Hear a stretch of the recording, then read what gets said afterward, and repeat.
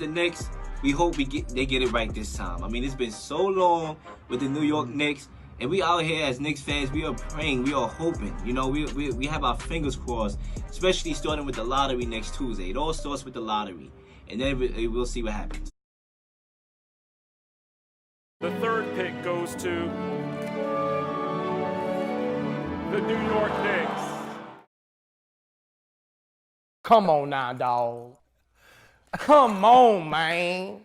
Kevin Durant will be in a Knicks uniform, playing in MSG with Spike Lee in the crowd. Ladies and gentlemen, 6 o'clock Eastern, Adrian Wojnarowski reporting that Kevin Durant is in fact headed to Brooklyn.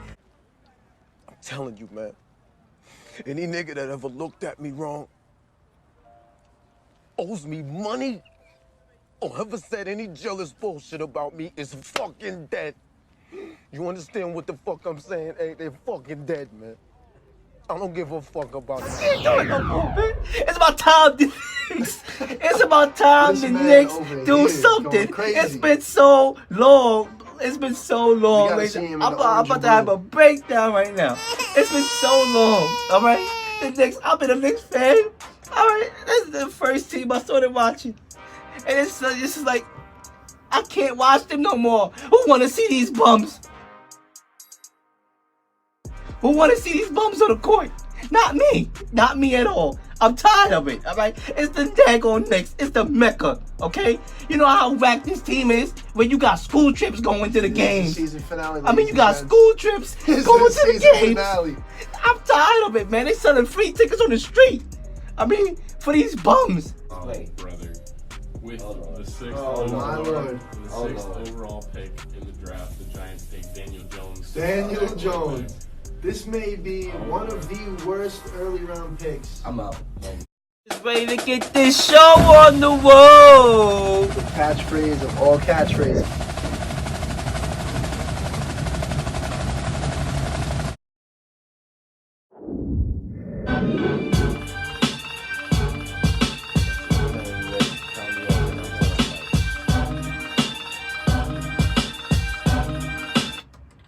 Ladies and gentlemen, live stream listeners, Central New Yorkers, after a long but felt pretty quick summer, WSUC 90.5 FM The Dragon brings you yet another semester of the Huddle with the real Leel and myself, Kenny C, the hottest college sports debate show in New York.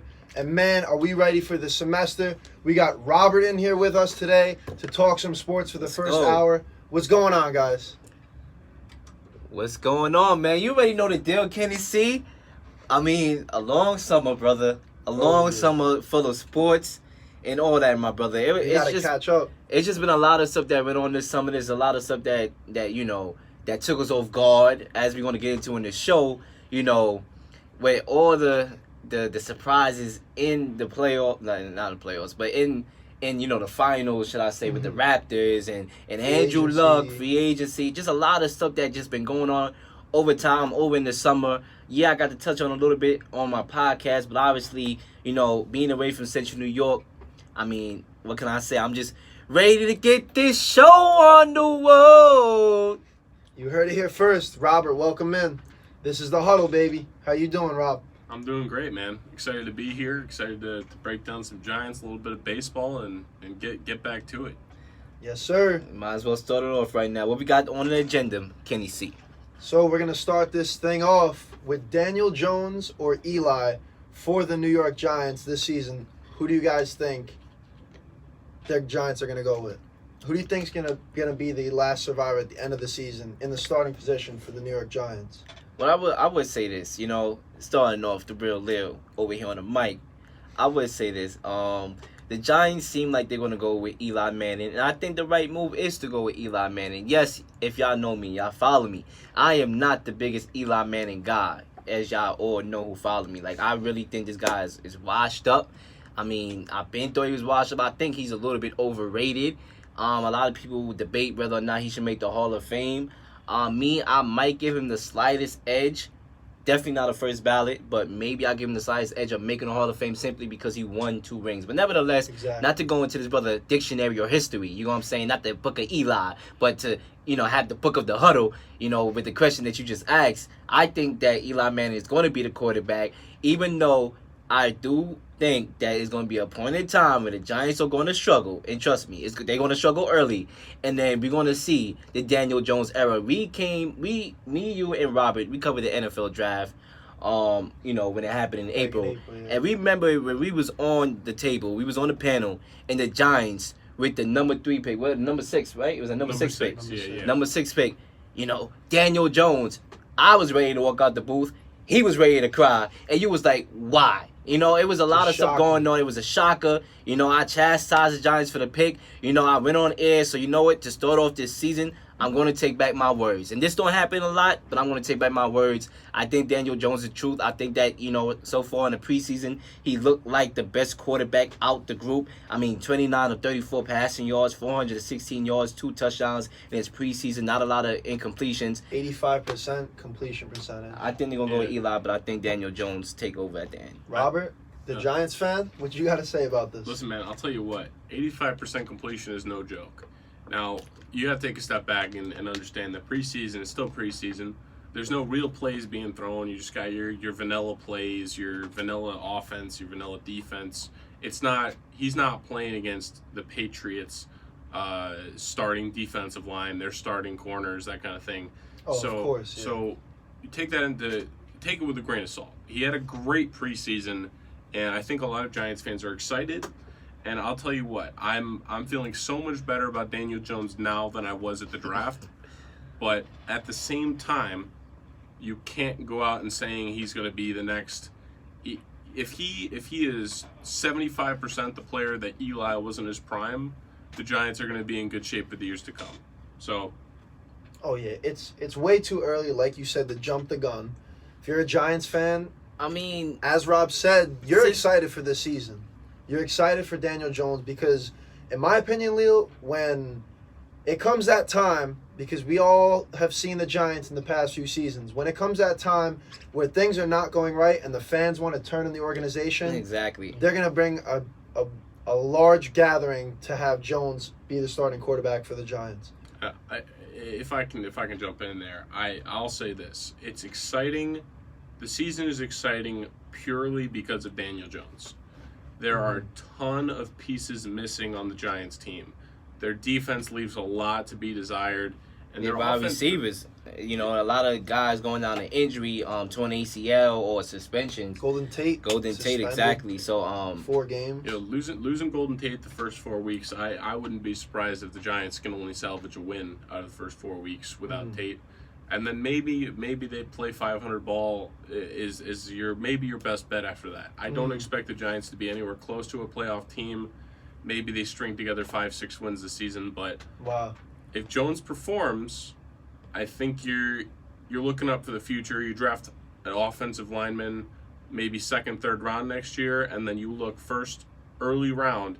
You get yourself someone like Josh Allen this past draft, and you really make that pass rush happen. Wow, my man Rob's already down his team for the season. There's a request line. Draft. Before we dive more into the Giants, there is a request line that we forgot to mention earlier in the show. In case y'all Central New Yorkers that's listening in the car, probably on y'all way to the bar, wherever y'all coming from, there's a request line. If you want to get in the huddle, it's 607-753-4819. Once again, 607-753-4819. One more time, 607-753-4819. Call up. Get in the huddle. Let us know how you feel about the Giants. But speaking of the Giants, right? Since we're on the Giants, we look at the first game that they have, which is going to be against the Cowboys. 4:25 p.m. game. I think, and I want to know what y'all think, with Ezekiel Elliott, with the uncertainty of Ezekiel Elliott, and if he's going to be back with the Cowboys, because there's a lot of speculation. There was speculation that they were close to a deal, then they got shot down like an airplane in Iraq, then it came up again, and then it got shot down again. Do you think if Ezekiel Elliott is not there and all the pressure is on Dak Prescott that the Giants could have a chance beating the Cowboys even on the road? Do you see that possible? I'll tell you what. the Cowboys ownership, their front office. I'm the least a Cowboy fan as anybody in the world, but from a non-biased, I'm right up there with you. a non-biased perspective of the Dallas Cowboys, they need to pay Zeke, because if you don't pay Ezekiel Elliott, you don't have him for the next 2-3 years, your chances of the Super Bowl are all but gone. You saw the playoffs this past year. You saw Damian, what's his name on the Chiefs? Damian Williams. Damian Williams, yeah. Running So back? you saw him running through people. You saw Sony Michel popping off. C.J. Anderson had himself an awesome postseason. Oh yeah. So Especially against the Cowboys. exactly. But Excuse me, Tyreek Williams. No, it's Damian Williams, I think. It is. I think I'm- that's a new guy, right? He's like a second year now. There's another guy, yeah. Anyway, I'm sorry. But generally speaking, the like for example, the Rams combined Gurley and Anderson against the Cowboys rushed up like almost 300 yards in the playoffs. That was lethal. They just ran him over. So Ezekiel Elliott is easily top 3 running back in the league. You gotta pay him. Oh yeah. And you No got. doubt You about gotta it. I get- think you he's the gotta make second. He's the second best running back to me, and if I had to go with the number one running back, it got to be that guy up in New York that we just talked about. I mean, Saquon Barkley. I mean, I think this guy is a different specimen. But yeah, I totally agree with you, Robert. I feel like the Cowboys rather need to pay Ezekiel Elliott. And you know what's crazy? I put it in the hype video of the time that we had the conversation where we were talking about the Cowboys. And I said that in order for the Cowboys to compete for a championship, because they do have the roster when everybody's, in A collective unit, as a collective unit, that they have the roster that can actually compete for Super Bowl. But I feel like, and I brought it up that time last semester. I said, they have to make sacrifices. And it's going to come a time where guys are going to want to get paid. Amari Cooper, is going to want to get paid. Dak Prescott, obviously, Ezekiel Elliott. But, one thing is for sure, Dak Prescott did show up. He did show up to practice. Amari Cooper did show up. Ezekiel Elliott, this is where it gets a little mixy. He still got 2 years left on his deal. But can we really fault the man for wanting to get paid? Because the running back position will use you up. They will use you up, use your body up. You take all them hits, and then when you go old, they don't want to pay you. So I can understand exactly why Ezekiel Elliott wants to sit out. This is the thing, though, because you look at same exact situation, Le'Veon Bell. He'd rather take the pay cut, not get paid at all, because he didn't want the money that they were going to give him. Didn't play the entire season. Now he's with the Jets. Got even less money than he was holding out for. He's going to get, I think, $60 million with the Steelers. He only got 53 with the Jets. So, literally a waste of a year out of his career. I definitely agree that Zeke's worth I think the he'd money. be more. See, I was on that train, the same train that you on. That's true. I was on the same train that you was just on for a long time. Mm-hmm. But then I heard a lot of people talk this idea into me, and I started buying it. I don't buy a lot of people's ideas unless it's very rare. I agree with But that. I It takes a do feel- toll on your body, that position. It do, and I feel 100%. like him missing out a year is actually better for him. He's rested now. He's well rested. He had that extra time off. Now he can be able to, up the load if he had stays to. healthy. In terms you of think, Rob? in terms of being fit, because look at Le'Veon, he got a little chubby. We got to see how he plays. It's going to take some week one. time. Yeah, I mean, it's going to take some time. I can but- tell you what. To I get can back tell you into the it. running back position. You can kind of see a standard forming here. You see, Todd Gurley had some offseason troubles. He'll be back strong. Not worried about Gurley. Not worried. No concerns there, right? But not really. I feel Not really. I don't feel bad about Gurley. So his paycheck should be fine. I think there's no worries there. But he was a bust though. He When after he got paid, it really last year, whatever he at was the going end, through, it didn't look the end, good. he struggled. I'll did. give you that. But the thing is, you look at Melvin Gordon requesting a trade, and Melvin Gordon gets traded. That Chargers offense does not look nearly as good. Melvin Gordon is again a top 5 back in the league. He's right up there with everybody else. So Oh yeah, him. Without him and Phillip, as a dual threat, are they going to pass or they're going to run? I think you're exactly right, Rob. I mean, Without Gordon, that offense goes way down. I Even with- totally disagree. even it with gives you- Keenan Allen. I think totally gives you the disagree. option. I totally disagree, and I'm glad we disagreeing early. You know what I'm saying? Because it is intended to be a debate show, but I totally disagree. I think the Chargers' offense is going to be fine. I think that Melvin Gordon is somebody that they want to have but don't need to have. Simply because you got a lot of wide receivers. You got a lot of toys for Phillip Rivers. You got Keenan Allen. You got the guy from Clemson, Williams. I forgot the guy first name. Tyrell Williams, something like that. You got Tyrell Williams on there. You got the guy Mike Williams from Clemson who played good in a couple, in those games. And they just had a receiver coming back from injury as well. So Phillip Rivers, to me, they have a good team offensively, and defensively they improved last year. They need a dual threat. With Melvin Gordon, they're not gonna find another Melvin Gordon with the replacement backs that they have. Austin Eckler, he's the new guy. I don't think you're gonna be as much of a dual threat and as big of a AFC team as they ended up being last season without Gordon, in my opinion. I think they need to sign this man or trade him and get value for him, because if you don't get anything for him and you pull a Giants move, you're not going to go anywhere. I mean, the saying goes, you don't need a top 10 running back to win a Super Bowl. I feel like Phillip Rivers has a lot of playoff experience. The only thing really stopping Phillip Rivers seems to be New England, which is a lot of teams kryptonite. A lot of teams like the Steelers and other teams can't get past. I can even add on to that. You said you don't need a top 10 running back to win a championship, and I absolutely 100% agree with you on that. Because for me, it's a defense that controls the game that wins you championships. Exactly. The Patriots the Rams only put up 3 points in the Super Bowl, correct? Yeah. Yeah. The Patriots were dominant in the Super Bowl. True. And that's what happened. It's not like they blew them out. It's not like they put up 45 points. Mm-hmm. They're sitting there with 13. Like it was not. Offense did not play the biggest role in that game. So I totally agree with that. So if you can make do with a middle of the road running back, someone like throw a name out there, like an Aaron Jones, maybe not a superstar. It would have been filling if they try to go after LaShawn McCoy, who obviously we're gonna get into in the news. He's signing with the Chiefs. I mean, I thought that would have been a good look for the Chargers, but it didn't happen. But honestly, real quick, I definitely agree that you don't need a top 10 running back to win a chip. But in terms of going back to the Cowboys real quick, I think they need to make a deal and get this man a deal, because without Zeke, I don't think the Cowboys are nearly as dominant, because Zeke, quite frankly, when Dak was having his bad games, carried the Cowboys.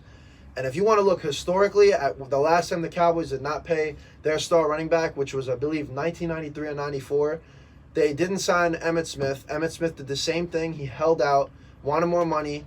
They didn't pay him till 2 games in. They lost the first 2 games of the season without him. As soon as they give him a deal, he comes back game 3.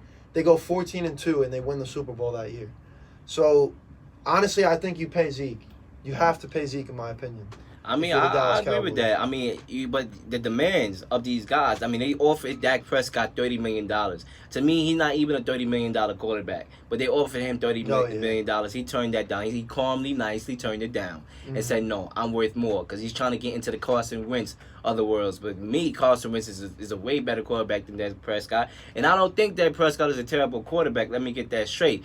But he's not above the average. I think, I totally agree. 30 is I can reaching. chime in on that for a minute, if you don't mind. I think Carson Wentz healthy is that's the key word. You use the perfect is the healthy key word. Right. Always when you're talking about Carson Wentz, Right. you cannot have a conversation about Carson Wentz without talking about his health. Oh yeah. Oh, most definitely. So Dak has been healthy.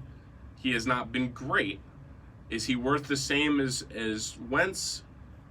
Arguably, you can make the argument. I mean, because he has a point. He has stayed healthy. He has a point, and he can run a team. He's got what it takes. He can continue to improve with more experience as he grows as a player. He's got a few years under his belt, and he'll continue to get better as he grows. He's definitely improving. He has a point. He's definitely improving. Because like the saying goes, I know I'm gonna say this, I'm gonna totally jack up the saying, but y'all might catch on. Availability is the best commodity, whatever the saying goes. Availability is the best. You feel know like what I'm it's saying? a trivia game right It's now. a trivia game, but yes, I'm trying to remember. He did bring up a good point. Whereas, Carson Wentz, when healthy, obviously he's a way better quarterback than Dak Prescott. But when he's not healthy, which is a lot of the times, Dak Prescott always attending training camp, always being there, barely hurt, always showing up. that may add his value a little bit more to somebody that's injured a lot. So it may narrow the gap in pay as well. But I don't think I thought Dak should have took the 30 and let it go. But obviously his agent is in his ear telling him to get more money, which is understandable from that part. To be fair, the Cowboys have a lot of financial decisions to make with That- Amari Cooper. Oh yeah, 3 key guys. Yes, and those three run that offense. Like Amari Cooper is really really good. Like you want him around. You don't want to restart with the QB position, and you certainly don't want to lose a top 2 running back. See, I agree with that. Like you got to get these guys around. So I agree with that because yeah, go ahead. Real Go quick. Yeah, you got it. What Leel said with the agent, like his agent getting more money, definitely smart. And then going off what Robert said, see how this all connects here? Going off what Robert said, they cannot afford to lose a quarterback and rebuild that position. So that's 100% right. The agent wants him to get a better deal. Cowboys have nothing, no other choice but to get him a deal because they're not going to rebuild at the quarterback position. It's bad enough they might have to rebuild at the running back position, but I think at the end, they're going to get this guy a deal, whether they go over that cap space or not. Maybe Jerry Jones takes $1 billion out of his pocket and uses that. It is exactly. This man's It's filthy rich. the cap space is an Donate issue. trade that stadium and sell that stadium or something. I don't know. I'll tell you what, that the cap space can be a huge issue when you think about what Yes. we gotta put these 3 guys on payroll. Oh, yeah. So you make the assumption that they sign these 3. They sign at least Dak and Cooper. If Zeke, I believe they signed Cooper. No, I haven't heard I haven't anything heard that. I haven't heard Not they yet? gave Cooper a deal. So Got you guys. what works for me? So who do you pay first? If you Dallas, I would lock up your QB first because I'll tell you what. I Based agree. on you can like Josh Jacobs got First drafted of all, for the Raiders. like Ezekiel got 2 more years left in his deal. I'm not locking him up first. Exactly, yeah. You know what I'm saying? No, got yeah, he's not the 2 more priority years. here. He Exactly. can't even leave yet. Nope. Exactly. He Can't can go stay in Which is Cabo. another ridiculous thing. Like, And play football. You're still on contract for 2 years. and You again, need to play. and again, But then again, there's all another. that wear and tear on your body You know, when but- training But camp, he's still running under back. deal, though. I'll tell you this about Zeke. That's the thing. Something about Zeke that's different than some of the other running backs out there is his off the field behavior does not look good. Exactly. So, I'm glad you brought that I'm up. throwing that in there. His off field behavior is terrible. He's not an upstanding It's unacceptable in the words of middle school. citizen. Exactly. Very Unacceptable is correct. So what we're saying is, do you really want to give him an uber contract, somebody that could be suspended for a whole season, half a season at some point for more antics off the field? You can't have it happen. Oh, yeah. I mean, yeah. I mean, do you want to load up the Brinks truck for this brother, and then he's out here just getting into off the field antics like he saw what happened with him in Las Vegas and stuff like that. So he do have a lot of off the field issues, and yeah, for the Cowboys, I'm glad I'm not in that position because that would be a hard decision to make. But at the same time, do they want to win the Super Bowl? And if so, if their answer is yes, knowing the fan base that they do have, the crazy fan base that they do have, I'm sorry. I know my dad is part of the fan base. I know you're not crazy, but you're rolling with the crazy dudes, all right? With that fan base and the expectation of the Cowboys, right? Them wanting to win the Super Bowl. To me, you gotta pay Zeke. Got to show Oh, out the yeah. cash. You gotta show the cash. The cash got to be out there. You can't be stingy if you want to win a Super Bowl now. If you want to win one in 5 years, don't pay any of them. Get a new QB. Just wait again. But your And fans Cowboys not fans gonna are fed up with that. like that. Yeah, Cowboys exactly. fans are going to be But- livid with that. Real quick about Cooper, actually. For the time being, it seems as though they're in the clear because Cooper's going into his final year on his rookie contract, still getting $13.9 million under the 5th-year option, but says he's not focused on the business side of football. So this man is more focused on getting on the field and helping his team. I like that. And you see, in this age, right? I'm gonna take y'all do my storytelling mode. You know what I'm saying? In this age, all right, of social media and attention, it's hard to find guys like that mindset. Antonio Brown, all these other guys, these divas, these guys that just want to get paid. There's some guys that just want to show up and play football. You know what I'm saying? I'll let the agent and whoever handle that finance part, but I'm gonna show up to practice and I'm gonna show them why I should get paid at practice. I'm gonna let my actions do the talking. Exactly. Instead of my holding out do the talking. Exactly. I'm not gonna be out in Cabo like Ezekiel Elliot, okay? But I'm gonna actually be over there And that's at why the, at the Cooper might Dallas get a facility. good deal. Who knows? He might be the first one to get paid. The way Yeah. how he's acting. Yeah, he's keeping his head down, doing his thing. That's what you got to do. All right, so one more question while we stay on this topic.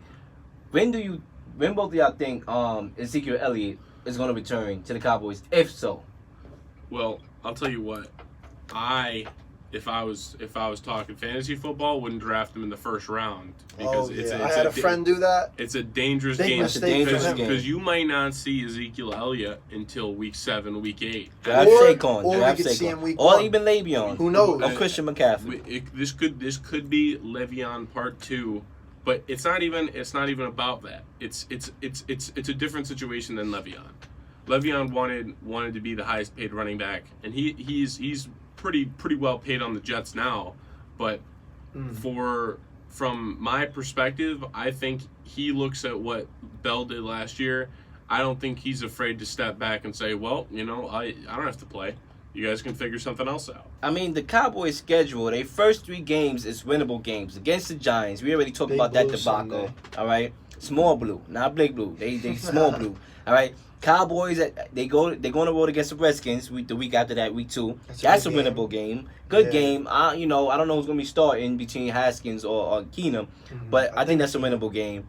Then they come back at home. They playing the Dolphins. Definitely a winnable game. They trying to tank. We're going to get into them. Yeah. In They got I don't know. Fitzmagic Well, starting again. No, yo, You see yeah, that? Fitztragic, should I Ryan- say? Fitztragic, Ryan okay? Fitzpat. All right, that brother turned into 3 things. All right, first he's Fitzmagic, then he turns into his regular name, Fitzpatrick, and then he turns into Fitztragic. All right, those are the 3. Maybe he could be Magic again. Who knows? Where it be for like 3 games.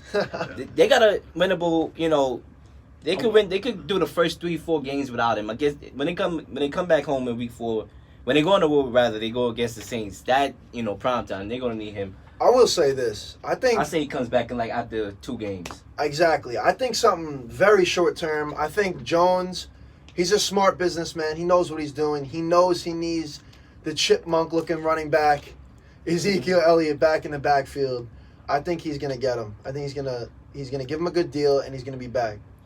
Next topic here, right? What's on the next side? What's on the agenda? So we got enough with these college. daggone We Cowboys. getting into college football. Before we get into college football, I want to know your opinion on this, right? Because since we wasn't here, and once again, ladies and gentlemen, 607-753-4819. Once again, 607-753-4819 is the request line that you, my friends, are going to call to get in the huddle.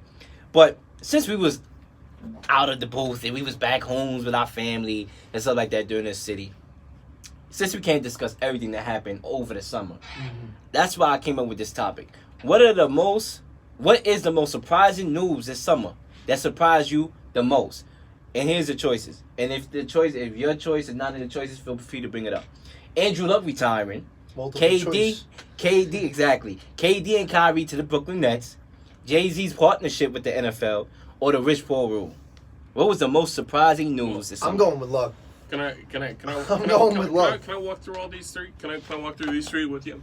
Walk it like you talking, I brother. want to walk through these 3 with you. Walk it like I KD talk. and Kyrie to Brooklyn became clearer and clearer as it went on. Yeah, And then when it happened, that was foreseeable. Exactly. it seemed You didn't even have to pretty be locked Notre up. Dame to see that. No. So what else we got on there? The Jay-Z partnership. So What you think about Jay-Z, that? I'll tell you what. I think Jay-Z's going behind Kaepernick's back a bit here. I don't like that. I don't like that. I think if you're doing a social, it's supposed to be social justice. If that's what your focus is, and you're not working with Kaepernick on that, He's not even at the meeting. Like right. Kaepernick is not even at the meeting. I don't think it was a partnership with Kaepernick. no, it's Nah, I read about it. That's He what I'm used saying. Kaepernick's name, and I'm like, I why saw is that. Kaepernick not at the meeting? Yeah, But If the you're thing is, I think he was using Kaepernick as, an example, because he said, I was reading earlier, like a direct quote from him. Jay-Z said, if you want to take protest to the point where you have no other choice but to do it on the field like Kaepernick did, then that's good. But I want to bring, social social justice through music and, using the football platform, since everyone watches it, to get more concerts, in NFL games like pregame, halftimes.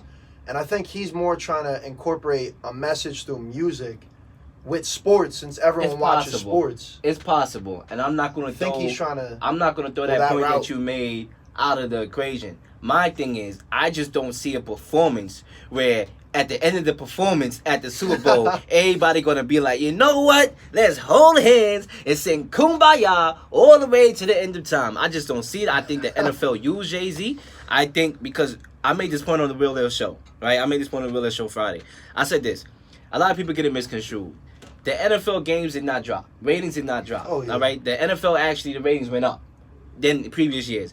The Super Bowl the Super Bowl in general went down. The Super Bowl ratings went down. Oh, yeah. And what did the NFL want Jay-Z to do? To control the halftime show, to control the entertainment side. So they To basically reinvent that. So they Exactly. saw a hole. They don't care about the political stuff. The NFL's about the money, man. They're about the moolah. So Jay-Z brings in the moolah. The corporation. question now is, does Jay-Z do something with it? Does Jay-Z have That's what I wanna a know, revolt in his mind where he said, all right, the NFL is paying me, I'm going to work something within that. I just don't know. I want to know that as well. 607-753-4819 Central New York. Let us know what you know. Most Let us know your surprising. opinion. So Most surprising news. For so the last thing to get to is Andrew Luck, and it comes as a Bad shock. luck. The Colts. Bad luck indeed. Generally speaking, man's 29 years old. He's been battered. He's been beaten down. One of the nicest guys ever to play in the NFL. People have all said, all players and guys. There's a clip I saw of him. The mic'd up of him telling guys that sacked him, "Hey, nice hit, buddy. Hey, good. Hey, nice job, man. Keep it up." Like telling guys that just threw 350 pounds of force at him, and he's just like, "Yeah, great job, man." So the type of person he is pretty apparent. He's a pretty remarkable guy, and if I'm him, he's a smart dude. He went Stanford, I believe.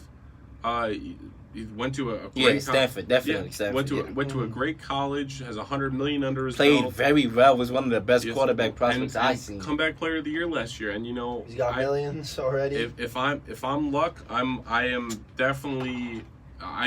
From where I stand, I respect his decision wholeheartedly. I mean, his health has got to be his number one priority. And to be completely fair with you, the Colts kind of did this to themselves, man. They didn't do him any favors. They didn't build around him. Didn't give him a good enough O-line when it mattered. So hey, that's an excellent Rob, point. I agree because that's an excellent point. Torn labrum, lacerated kidney, concussions. I mean, that's only the physical aspect of the damage done to Andrew Luck. Got to think about the mentality. This man is done. He's tired. He's been paid. I'm sure he loves the game of football, but it's not worth it for him anymore. There's no point in, if you're not there mentally and you don't want to be in the game and you're already getting physically beat up, it's just not a good combo. And I agree, Rob. I support his decision. And I guess we all in agreement that this was the most shocking part of the summer. And yes, it was very 100%. shocking. To be honest with you, you see it in time. Sometimes you have the guys. You separate it. You have the guys like Brady, Breeze, that's still playing, trying to go into their 40s. Brady obviously is in his 40s. Brady and, trying to play forever. They trying to play forever. You know what I'm saying? And you have the guys. I mean, it is fitting that they're all quarterbacks. Well, also that's a key right there. Well, but I'll tell you what, Brady had some help too. He's had some help with that offensive line, sure. yeah. So, but he did have his fair share of injuries here and there. Brady was always on the injury report. It just wasn't minor. Right? It was minor. He had to tear his knee up in 2008 after the 2007 year. The year they almost won the Super Bowl, undefeated. He doesn't want to speak about that. He was he injured his knee. He was out for the whole year. So Breeze had his injury problems here and there. I thought Breeze looked a little old last year towards the end of the season after they got off to that hot start and it carried into the playoffs. But you see it, time and time again in sports in general. You have your guys that retire later, like LeBron, or in football, you want to go there. You have your guys that Brett Favre. You have your guys that unexpectedly just retire so early. Calvin Johnson, Barry Sanders. I mean, like a lot of Gronk's pretty young. Even Gronk, exactly. Gronk was pretty young, but Injuries, it takes a toll on you. It's football. Honestly, a lot of people, when Andrew Luck, retired and the crowd was booing, a lot of people wanted to that make. was messed up. You see, I don't think it's messed up, to be honest with you, because you got to think about it. This is happening in real time. You're at the game, right? You're amped up. You're thinking you're going to see Andrew Luck. You're just so hyped about the regular season. Then you get news and word while you at the stadium. You already probably got season tickets already, and you already got your season pass, and you just hear that, all right, Andrew Luck is retiring. I mean, how you supposed to feel? How did you feel? I mean, I know you all been in relationships in the past. How did you feel when your ex broke up with you? Did you clap and gave her a farewell tour, or was you upset? I mean, what did you boo? You know what I'm saying? I mean, it's true. I mean, I think I would definitely say I can understand where you would equate it to a breakup, and I think it is kind of something along those lines, and I'll give you that. But what I will say is this man gave them. No, yeah. He gave them everything, and his heart and soul for the team. His heart and soul, his body, more importantly, his body has taken a ton of beatings for this team, and fans have seen that year after year. I mean, so for them the to be, fans it seems be kind of ungrateful to me. I think it's just it's real really time. upsetting. Like, all this is happening in real time. I think You're talking about like the timing of it. Yeah, because I'm pretty you're sure at the game. I know what you. I'm pretty sure I can see after your that point. day was over, if this guy was to have a party and the whole fan base was invited to have like a real retirement speech at his place, nobody's going to be booing. It's just because it just happened unexpectedly. You don't know what hit you. You know what I'm saying? And these guys, I understand why they boo. And as a fan, you have your right to do whatever it is you want to do it outside of just being in the guidelines of coming to a game. But I just think it was just in real time. It happened so fast. Yes, they had quarterback success for the last, quarterback sustainability for the last decade with Peyton and Andrew Luck. So they should be grateful for that. And I'm pretty sure after that time, a lot of these fans had to digest the situation and thought about it from that perspective and were more, willing to understand why he retired. I'm a mix of both. I'm a mix of you and Rob. I definitely get the whole real-time thing. If I was at the game, I'd be like, what's going on? I wanted to see, my favorite player. Exactly. I'd be shocked. But then, going off Rob, I don't know if I would boo the guy. I'd probably be crying or something like that. Because I think my favorite player for years if you with comes your out wife, and retires. with your wife, brother, do you listen. really want to be crying in I'll front be of your like, wife? what's over there? I'll I'll weep tell- silently in the corner. Listen. I'll tell you what. Can't do it no more. For me, I think tears are a more appropriate reaction than booing, because booing is an anger. That's an angry reaction. But really, it's just, when you think about it, it's upsetting as a Colts fan, and I understand that completely. That for somebody to step down, that's been there and fought for your team year in, year out, and led your team to the postseason and was a powerhouse in the postseason. Did really well as a team, getting Luck back, and it's got to be sad. And I can understand frustration, but a rational response isn't generally not to just have that anger come right out. Especially when you know that this man has gone through what he's gone through as a fan. At the end of the day, come on. At the end of the day, everybody has their responsibilities, individually, whether or not you're in the game or whether or not you're outside of the game. When you're a fan base and you're at, you at home or whatever, and you represent your team, they rely on you for you to cheer for them, for y'all to give them that home court advantage that they need to get over the hump. That's your job. So they rely on you as well as you rely on them for your entertainment. So if somebody just randomly retires, you don't know about the situation. You don't know why he retired, because a lot of these guys is at the game. They just hear Angelo retiring. They think it's probably because the brother wanted to go to Bahamas somewhere with his feet cocked up. We didn't really get a good status of his injury when he got injured during the playoffs. I mean, during the training camp or whatever. We didn't really get a good sense. A lot of people didn't think it was something that was going to retire him. So it happened in real time. Obviously, I just feel like the fans, they use their first mind, whatever came to their mind first, and which was to boo. They booed, and I'm pretty sure when these guys got back home, they watch NFL Network, they watch SportsCenter, and they watch him cry at the speech. They was like, "Oh my God, I'm so sorry I booed. I understand now." You know what I'm saying? I'm pretty sure that was. Really well, happened. then you have some cold-hearted fans that just. This is a cold-hearted world. I'm gonna throw it out there, man. If you're gonna boo anyone, I boo the fuck. Excuse me. Woo! Excuse me. All right, let's get it We're again. good, What you we're about to good. say? We good. I don't. All right. We good? Yeah, we good. We straight up. My bad on that. If I'm gonna boo anyone, I'm gonna boo the front office of the Colts, man. They did this man dirty. If I'm being honest, they just didn't do anything for him. Honestly, they just. No, I agree. Year in, year out, and no real help. And when the help came, it was too late. So, it's really. It's a tough scene. It's a tough scene, and if Luck comes out of retirement one day, he's still young. If he wants to keep playing the game, he can come back and play the game one day. So there's. I agree. They didn't build around him enough they at all. didn't give him enough. Now, that's all I gotta say about it, man. I mean, it's tough to lose one of your stars, but you know what's best for him is what's best for him. Gotta let him slide. Let him do what he's gotta do. Central New York, let us know what you feel. Do you agree that the fans have a right to boo Andrew Luck for his retirement speech, or do you think it was kind of harsh? 607-753-4819. We start taking calls. 607-753-4819. We'll start taking calls. And one more time, 607-753-4819. We'll start taking calls. Ladies and gentlemen, we'll be back from a very short commercial break to get into some college football and some baseball. Stay in the huddle. Stay in the huddle.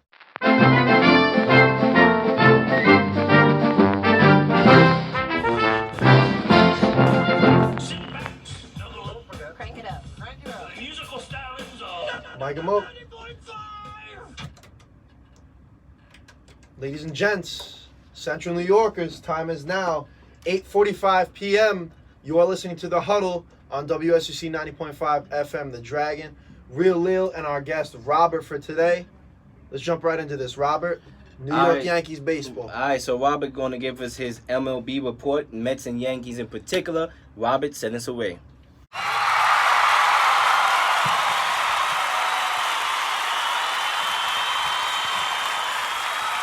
All right, gentlemen, it's been a fun summer for some New York fans and a fluky summer for the other fans, I would say. Now, let me run it down. The Yankees are 90-49 after today, and the Vegas odds on them winning the division is 99-something%. They've got the AL East locked up. This is their I division. Their only concerns for the rest of the year going into the postseason is health and home field advantage, because if you think back to 2017, that series against the Astros was rough. It's because they couldn't snag a win at Minute Maid Park. So if they can get themselves home field advantage, I don't think anybody's stopping them. So that's that for the Yankees. They've got Severino coming back, hopefully in a couple weeks here. Edwin Encarnacion is on his way to New York. He's back from a broken wrist, which is huge for that lineup. Dylan Betances on his way back. Aaron Hicks starting to throw again. Big things happening there. Giancarlo Stanton working his way towards rehab games. His bat will be huge for the playoffs for the Yankees. And, And hopefully not striking out. well, listen, I'll tell you what, man. Stanton is the second best hitter on this team when he's healthy, and it's not even really that close. It's Judge and Stanton, and Oh, yeah. there's a reason why they traded for Stanton. He's a beast, and I'll tell you something about the postseason.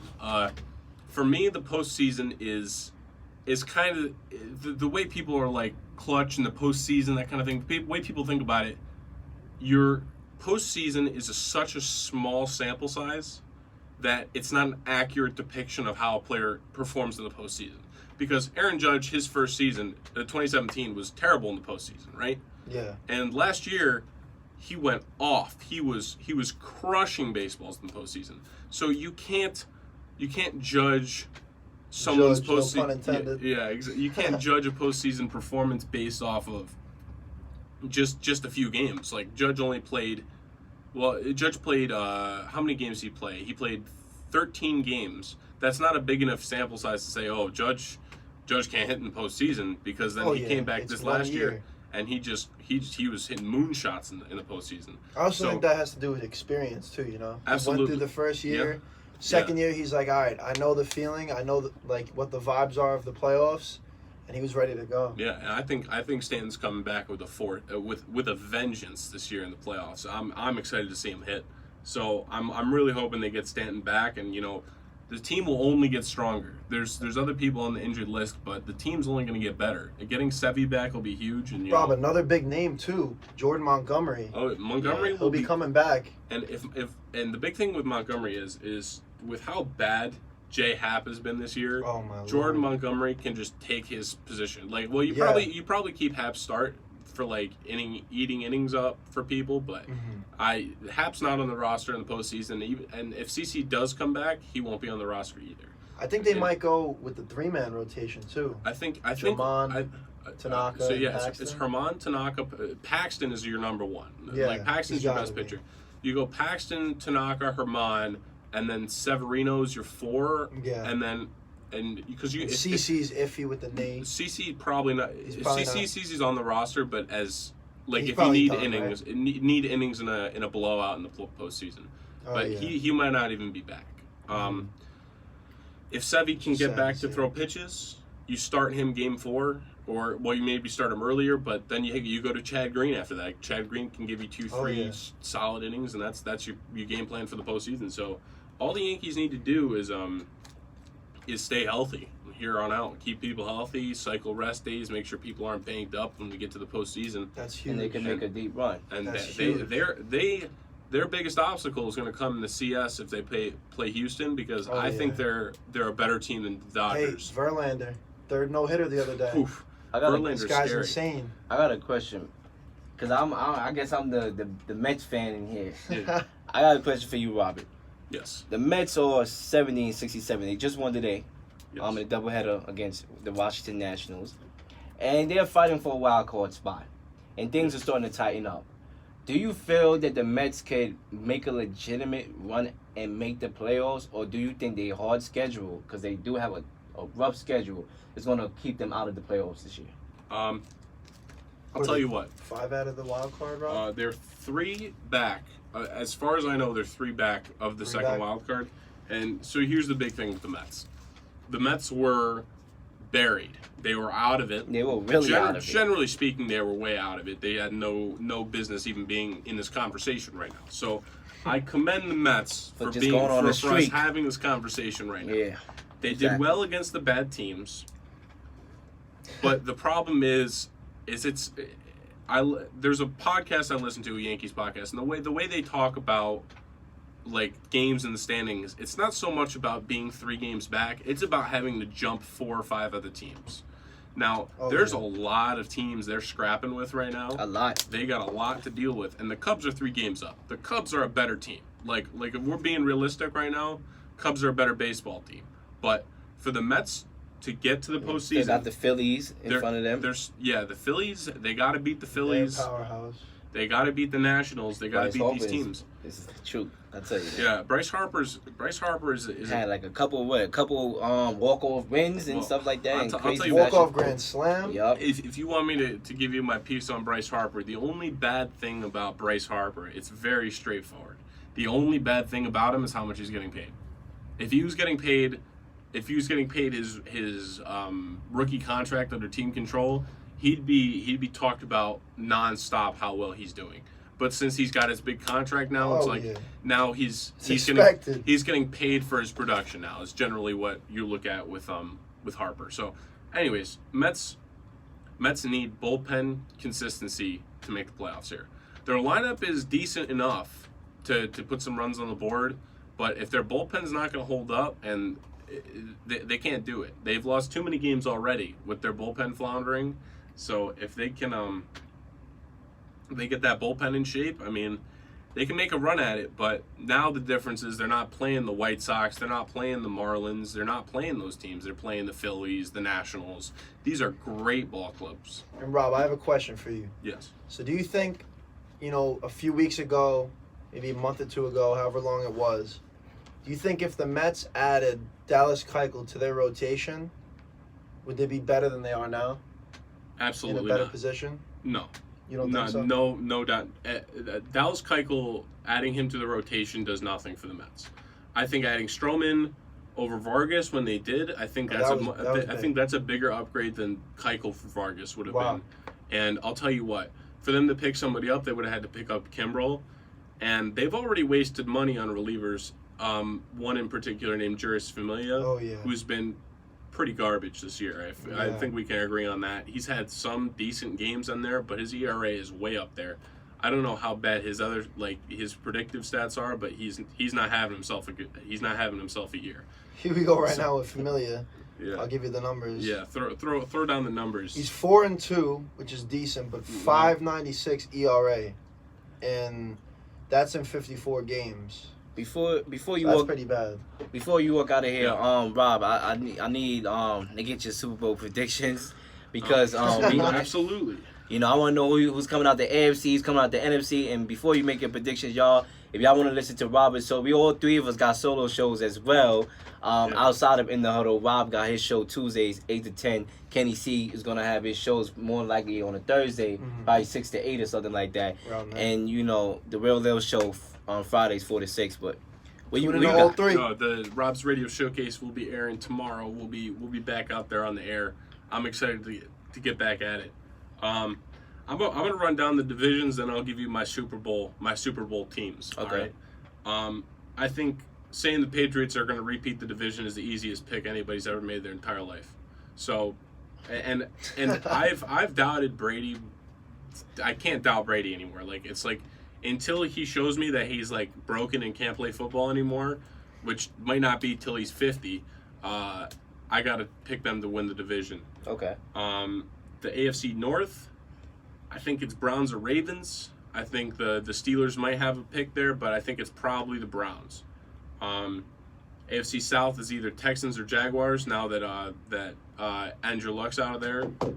And then AFC West is Chiefs all day, and then Chargers going to take that wild card. So you're not even considering the Titans in the AFC No, South? I'm not considering Not the at Titans. all? If the Titans come to town and they make a run at that division, I'll be really impressed. I don't think they can do it. You see, the Titans, the last two seasons were 9 and 7. They are a tough team They're at like home, a wild card. but then they don't get over the hump. But they're a relatively tough team, especially going to Tennessee. But go ahead, yeah. could carry on, my brother. Yeah. So, and then NFC, I'm gonna run it down. I think Eagles win that division. Cowboys maybe wild card if they sign Zeke. Bears gonna win the North. Rams gonna win the West without too much trouble, and the Seahawks are gonna try for the wild card. And then I think the Saints are running away with the South. Wow. And my Super Bowl picks. Okay, let's hear this. I'm on the Patrick Mahomes bandwagon for the AFC.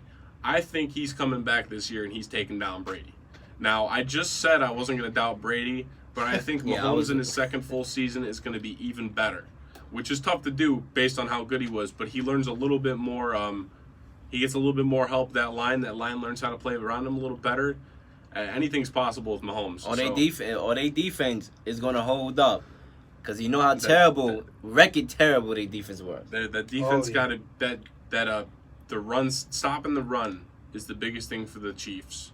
And the defense is going to be the thing because Mahomes can put up 40 points a game, right? Like Mahomes and Hill will put up points all day long. No doubt. So my NFC pick is the New Orleans Saints. Oh. I think they were the best pick. They were the best team in the NFC last year and got gypped by a bad call that we all remember. That pass interference call was blatant and missed. So for me, it's the Saints and the Chiefs in the Super Bowl. It very well could have been the Saints and the Chiefs last year, but I think they're running it back. And it honestly comes down to who's got the better game plan going into the Super Bowl. Who knows based on their previous playoff games what it's going to take for that game to win? Because last year it was defense, and the year before that, believe the Eagles won the year before that, correct? Yeah. And that game was a firefight. So was a great firefight game. to a defensive showdown to who knows what's going to happen this year. So I like Saints Chiefs, man. That's what my Super Bowl's looking like. All right, who you got winning? Who you got winning? If I had to give you a winner right now, I'm gonna say Patrick Mahomes is taking his first Super Bowl Wow. home this year. Okay, wow. I You think heard the it Chiefs here. I You think heard it Kansas here City from In is the Bob. huddle. Kansas City running it. And later on the show, me and Kenny C is going to break down our divisions to give y'all our Super Bowl picks. But I got Rob got to head out because he has to, you know, get in the fantasy league. You feel me? Fantasy football. But when we come back from a very short commercial break, to be ahead. fair with you, I'm a defending champion in this fantasy league, so I got stuff to prove. You know. I feel Thank you. you I for feel being you. here, Rob. Yeah, I feel you. it's always a pleasure, guys. It's great to be here, and I'll come back anytime you guys looking for a guest. All right. Most definitely. Appreciate Thank it, you. guys. All right, y'all. When we come back from a very short commercial break for hour number 2, we got college football news. We got our In the Huddle news, firstly. And we have U.S. Open. We have some stuff going on in the U.S. Open. We have so much more to do. Super Bowl predictions. Lot of Ladies and sports, gentlemen, baby. a lot of sports. If you love sports, this is a buffet. Stay Don't here. go nowhere. We In the Huddle. Ladies and gentlemen, this is your boy, Real Leel, and I am back again. Every day, there are news going on in the world of sports and pop culture, and I get my unique takes on them. Please subscribe to the channel so you can get all the latest updates on these hottest news and see the full episodes of my radio shows, The Real Lil Show, college and podcast version, In the Huddle, and What's Your Grind Like podcast. Daily updates, breaking news on my Instagram page, weekly blogs. Ladies and gentlemen, hope you enjoy the content.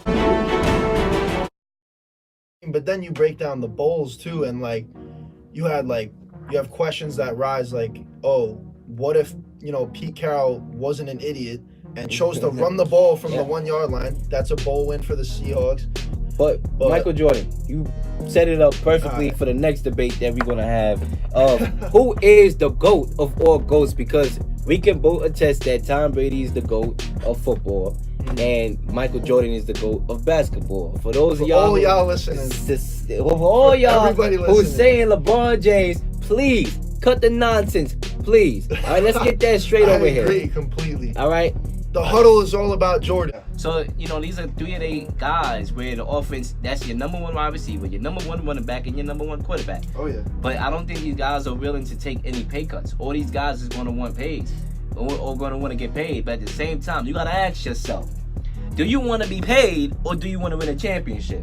Because the Cowboys, if they re-sign all these players, we already know about the defensive line, which improved tremendously last year. We already know about their offensive line. The Cowboys have a team, and you remember Jason Witten came back. That's veteran leadership over there. I know this dude is slow as a beetle, but he could cut through the needle when he needs to. He's reliable. So he's reliable, exactly. So the Cowboys to me have a team that can actually win a Super Bowl and could be one of the favorites. Wow. But some guys is gonna have to make sacrifices. Look at Tom Brady, the golden boy, the golden child, the best quarterback to ever play the game. He takes pay cuts because he wants the team to be, you know, well organized, because obviously the Patriots don't like paying people. So he takes his pay cuts. It improves the roster. It allows Bill Belichick to add to the team. And guess what they do? They win Super Bowls. If Dak Prescott or any of these guys are not willing to take a little pay cut, then hey, at the end of the day, you might not win yourself a championship.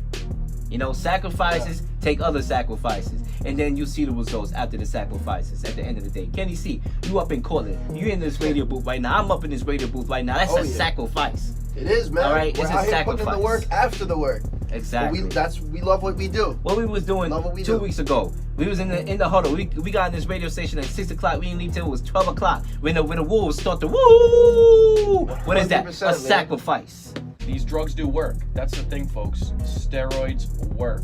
That is why, at the end of the day, that is why people take them. We've kept up. We've been innovative. We've come up with many new recipes. A lot of things are becoming undetectable. My man said recipes like we're I in mean, the they kitchen. are. Stepping I it mean, up. they have a whole routine. They have some sort of supplement for an it's after true, it's workout.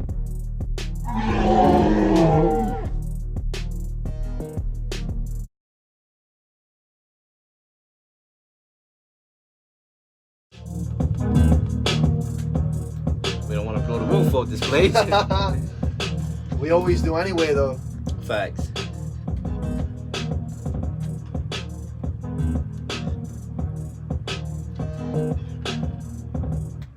Central New York. You are tuning into In the Huddle. And guess what? It's about that time. As usual, y'all know how the program goes. If y'all not following with us, every time we come from halftime, we have to start off with our In the Huddle news.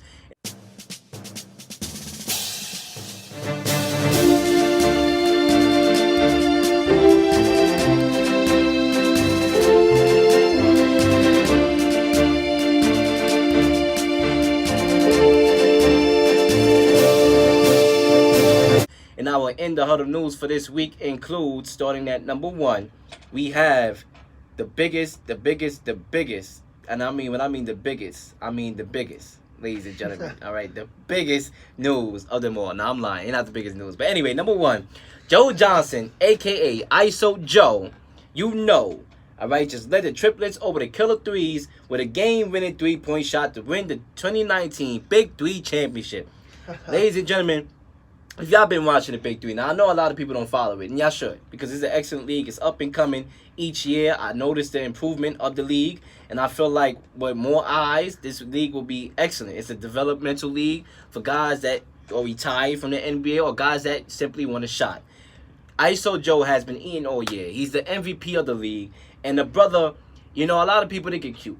They were like, you know what, Big Three? I'm too good for the Big Three. You know what I'm saying? But this guy has now had offers to work out for teams such as the Clippers and the 76ers. So now, to them stuck-up people that just think they too good for everything, give things a shot. Because you never know. That might be your opportunity to get back to where you want to go.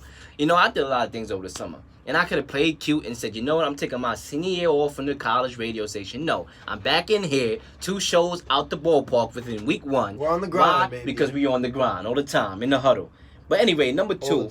Any thoughts on that before we move on? Honestly, I want to get more into it, and I haven't really heard about it much, so I definitely want to check that out. All right, number 2. Kyrie and KD is pushing for Carmelo Anthony to be on the Nets. Ladies and gentlemen, I know, a lot of y'all probably think I hate Carmelo because of the rant that I went on in the summertime. And it's all out of love. Sometimes you got to do the chastising of somebody that you love. Listen, Carmelo, to me, I love when he was in New York.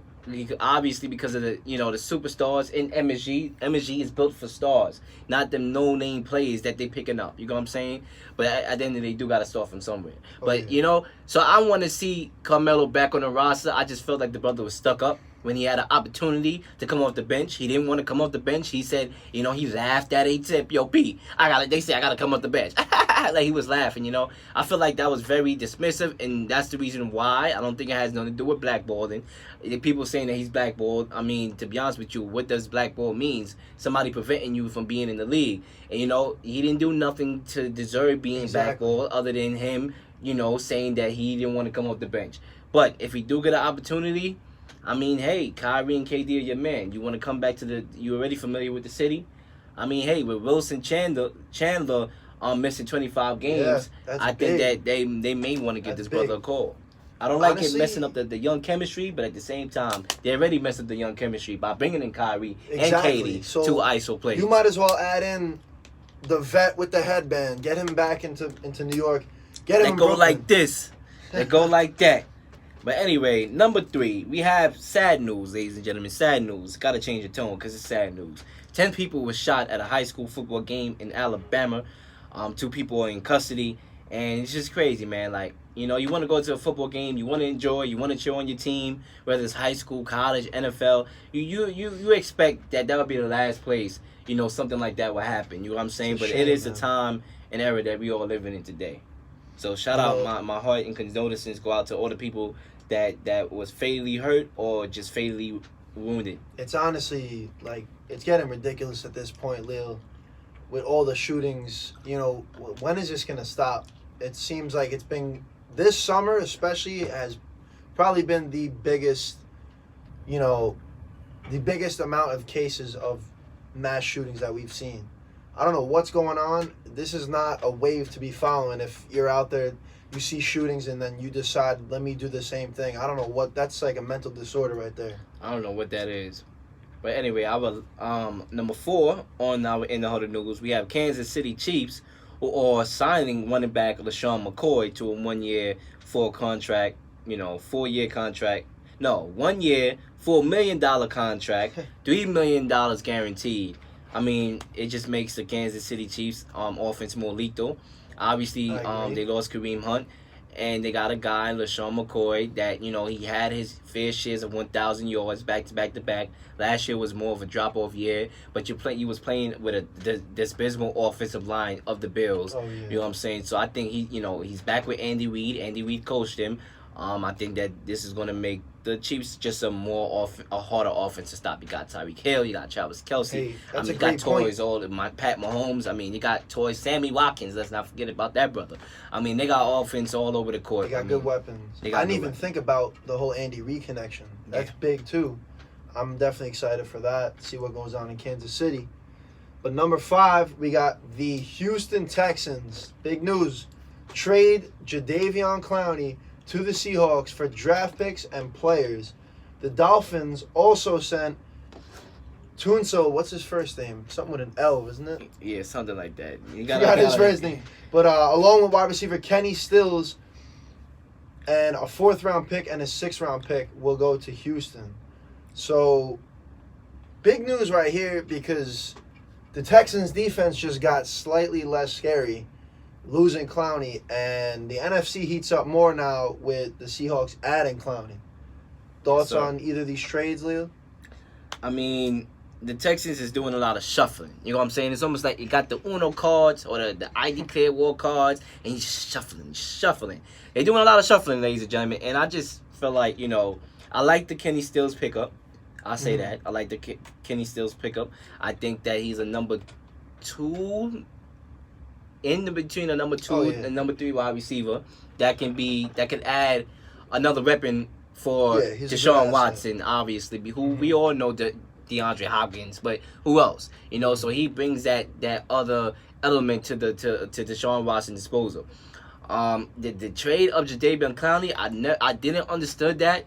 I think he's a young player with a lot more to give. You could have J.J. Watt is getting old. I mean, yes, J.J. Watt is still one of the best players in the league, but he's getting older. You got to take that in consideration. I don't like that move to get rid of him, but I do like it for the Legion of Boom, because he's not going to the Seahawks. Now and you add him with Bo Wagner. I mean, oh my gosh, that defense is coming back up to what it was almost. So, it makes the Seahawks a scarier team now, especially on the defensive side. Yes, sir. Number 6, Michael Jordan, MJ, his airness is estimated to earn more on his shoe deal, $130 million this year, more than all the other superstars in the NBA, and it's not even close. LeBron places in second with just $32 million on his deal. MJ is the GOAT. I mean, come on, Leo. I mean, he's the GOAT at basketball, and he's the GOAT at selling sneakers. I mean, to me, I don't really know if this was supposed to catch people off guard. I mean, if you really know when people wait in line overnight for early in the mornings, it shouldn't even be surprising. Jordans, I mean, literally, guys is out here wilding in sneaker stores. I mean, when he hook up with Nike and all that, I mean, come on, man. I mean, yes, people wear LeBrons, but at the same time, it's not on Michael Jordan's, level. To me, this is not a surprising. This is not a surprising stat at all. I mean, I'm surprised that it's not even a farther gap. I mean, it is a large gap, but I'm surprised it's not even a larger gap. I mean, that's the only thing I can say. And next, the Chargers are allowing Melvin Gordon, running back, to seek a trade. We talked about this before, Leel. If they lose Gordon, it could be big. Could be a big loss for them, but at the same time, if they can find a trade partner, they better get their money's worth, because Melvin put up some good stats last year. And like I said earlier, I feel like, he's a player that you want to have. But it's not a person that you need to have. And yes, he, his stats and stuff like that, but, he did suffer from injury in the year. So, I mean, that he has those type of issues. But to be honest with you, the Chargers offense to me is stacked. They have a decent level defense. The brother wants to get paid. I don't think the Chargers should pay him because he's not needed, on a big necessity level. So hey, the brother want to seek a trade the brother. That's what I got to say. I think they need Gordon personally, but we'll have to see how that plays out. And number 8, we got Justin Verlander, starting pitcher for the Houston Astros, 3rd career no-hitter. This man is, definitely one of the greatest pitchers of all time. Becomes the 6th pitcher to throw at least 3 no-hitters in the majors. I mean, that's an elite club. Sandy Koufax, Cy Young, Nolan Ryan. I mean, the list doesn't go on. It's a small group of elite pitchers. So congrats to Verlander, and he definitely is a huge asset and a huge piece for the Astros bullpen as we come closer to postseason. And exactly, as we come closer to postseason, what is the norm in baseball in postseason? The pitching. Exactly. And that's big. What a luxury to have. 100%. And last but not least, that's the reason. One of the reasons why I think the Houston Astros might be winning the whole thing. Hey, they're a hell of a team, and like Rob said earlier, Yanks' inability to win a Minute Maid is very scary. Got to see how that plays out. But last but not least, Andrew Luck buys out a full page in the Indianapolis Star to thank Colts fans. Full page ad. I mean, you don't get more, world class than this guy. This guy is a gentleman, to say the least. Great football player, 7 years, gave his heart and soul to the city of Indianapolis. And he goes even further. And despite the fact that fans booed him an entire stadium full, still takes out an ad to thank fans. I think it's just a class act move. Yeah, it's a class act move. I mean, I'm pretty sure in his mind, he kind of, even though, like you brought up earlier, that his health comes first. Mm-hmm. And, hey, at the end of the day, health is your wealth. You know what I'm saying? So as long as you're healthy, then that means you're living good and you're wealthy. So, at the end of the day, he understood that. And he also understood that, it's a shock to the fans. He understand, how it is as being a football fan, the expectations, what he meant to the team. So he didn't just want to go out like that. He wanted to be able to, especially a kind guy like that, a guy, of his personality. He wanted to go out a better way. And I guess that's why he did the full page ad. And it just showed that the brother has class. Simple as that. Yeah. But anyway, that wraps up the Huddle News. That wraps up the end of Huddle News. And when we come back from a commercial break, we probably play a tune or whatever to set the mood. And then we got a couple more topics to finish up. Matter of fact, we got college football to finish up. I'm thinking we behind schedule. We not. We might as well jump into the college football right now. Might as well. Yeah, we coming down to the wire here. Kenny C, what was your biggest takeaway from week 1 of the college football season?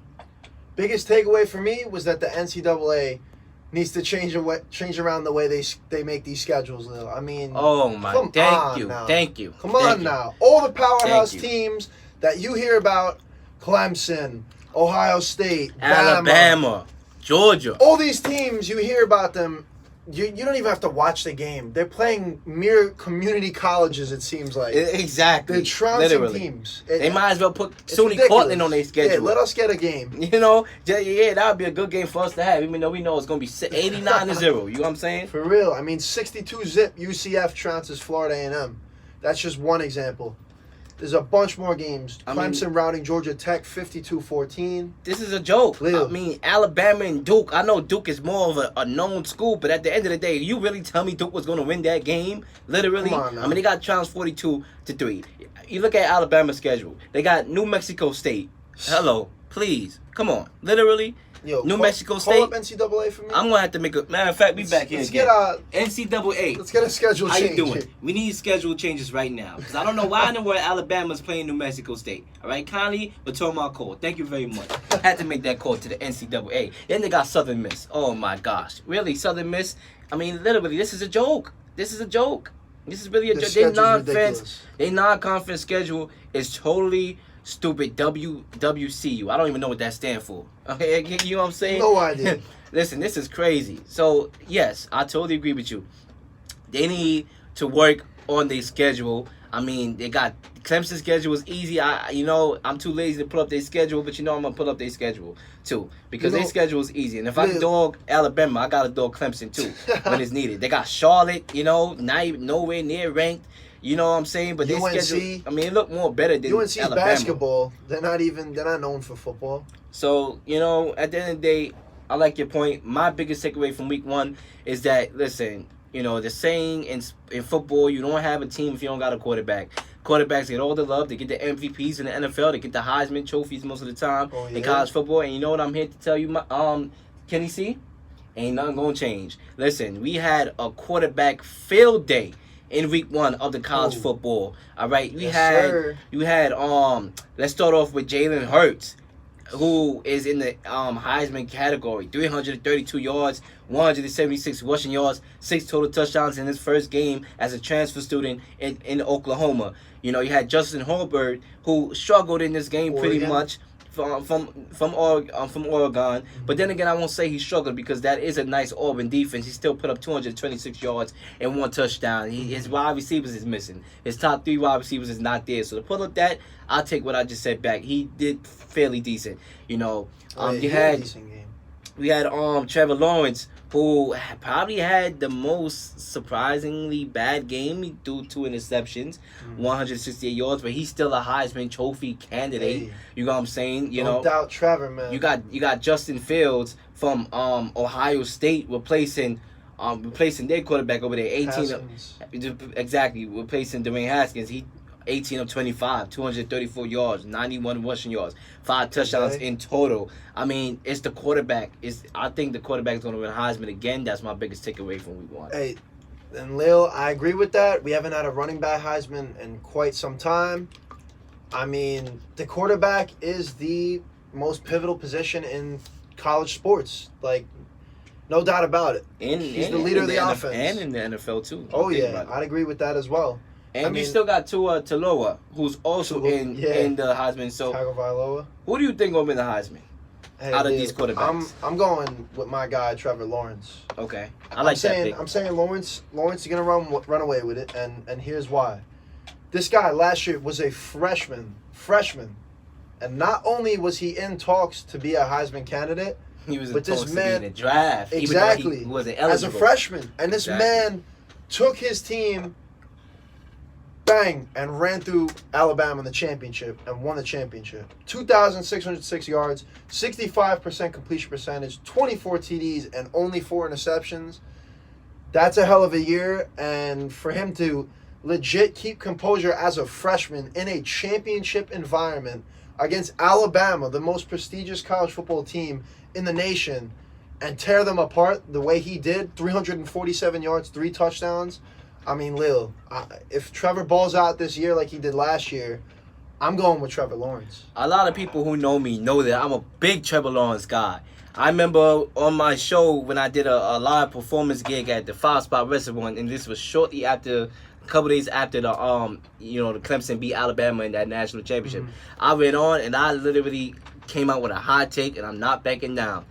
Trevor Lawrence is the best quarterback prospect I've seen. Probably since Andrew Luck. Like, literally. You know, I think he has it all. He's a good pocket passer. You know, he's very accurate.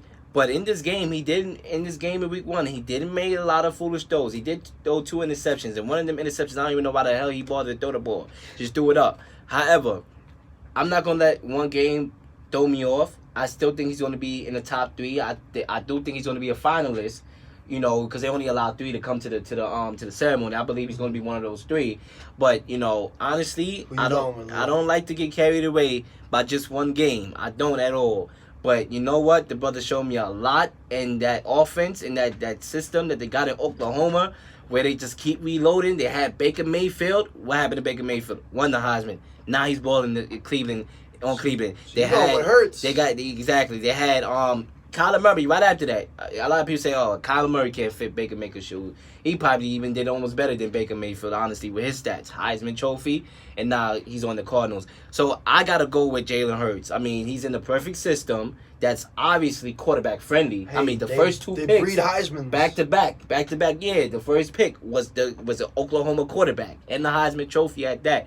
So he's obviously in a quarterback friendly offense with a coordinator who's quarterback friendly. He put up excellent stats, like I said, 300+ yards passing, and he had 176 yards rushing, 6 total touchdowns. The brother went off.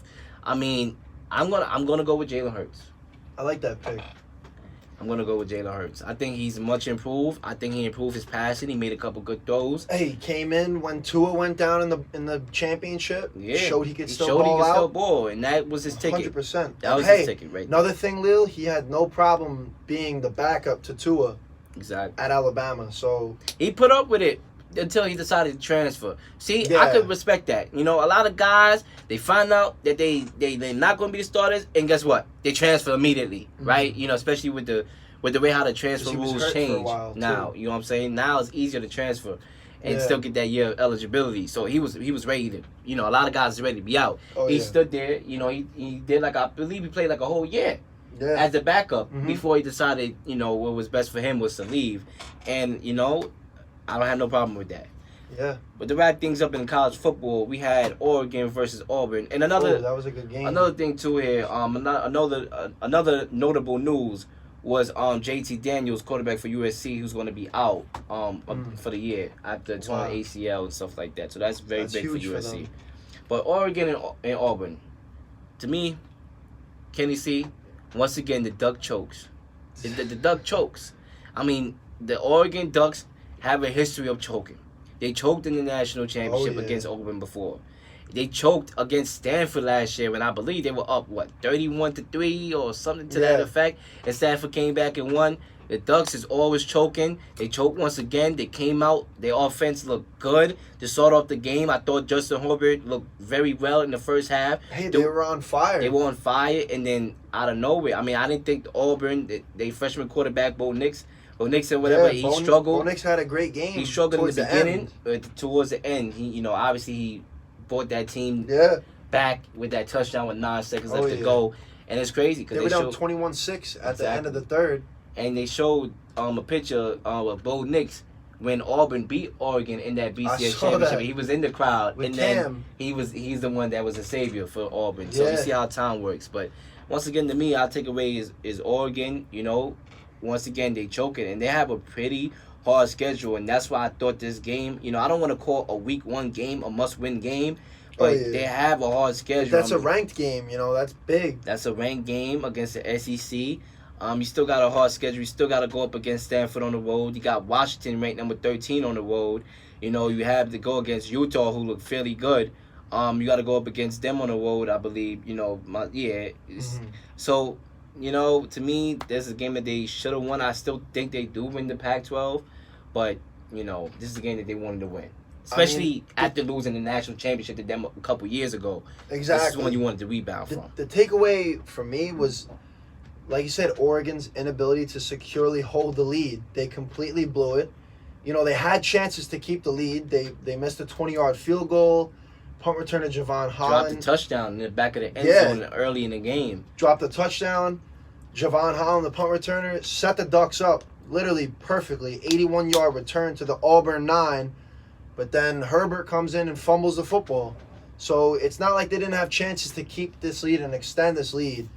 They did. They just blew it, and, you know, it really cost them, and Auburn gets the upset. And, you know, Oregon was a rather highly ranked Pac-12 team, so going into this game. So that's a big win for Auburn, and solid performance at the end by Nix. Exactly, and that's pretty much what wraps up, you know, week 1. I mean, it wasn't really a lot to really get into simply because of the schedule. You know, it was a lot of games that were boring. It wasn't cute. You know, a lot of whoopings. You know, Alabama, thank you. You know what I'm saying? And Oklahoma obviously whooped Houston. I thought that game would have been a little bit more competitive against Houston. Right now, we got to give you a live update because you have Notre Dame Fighting Irish, baby. fighting Irish my team. versus Louisville, and right now the fight is a tie game. It's a tie game. It's a close 14 one. up. You know, these teams are going at it. So it's 14-14, quarter number 2, 4 minutes left to go in the half. So that's pretty much wraps up our college football talks. And when we come back from a short commercial, we got to get into some U.S. Open. You know, Serena Williams, obviously, her dominance. You know, Coco, you have Roger Federer, Nadal, who, I mean, not Nadal, Djokovic, a surprising loss by Djokovic. And we got some Super Bowl predictions to get into. Yes, So, sir. ladies and gentlemen, we in the huddle.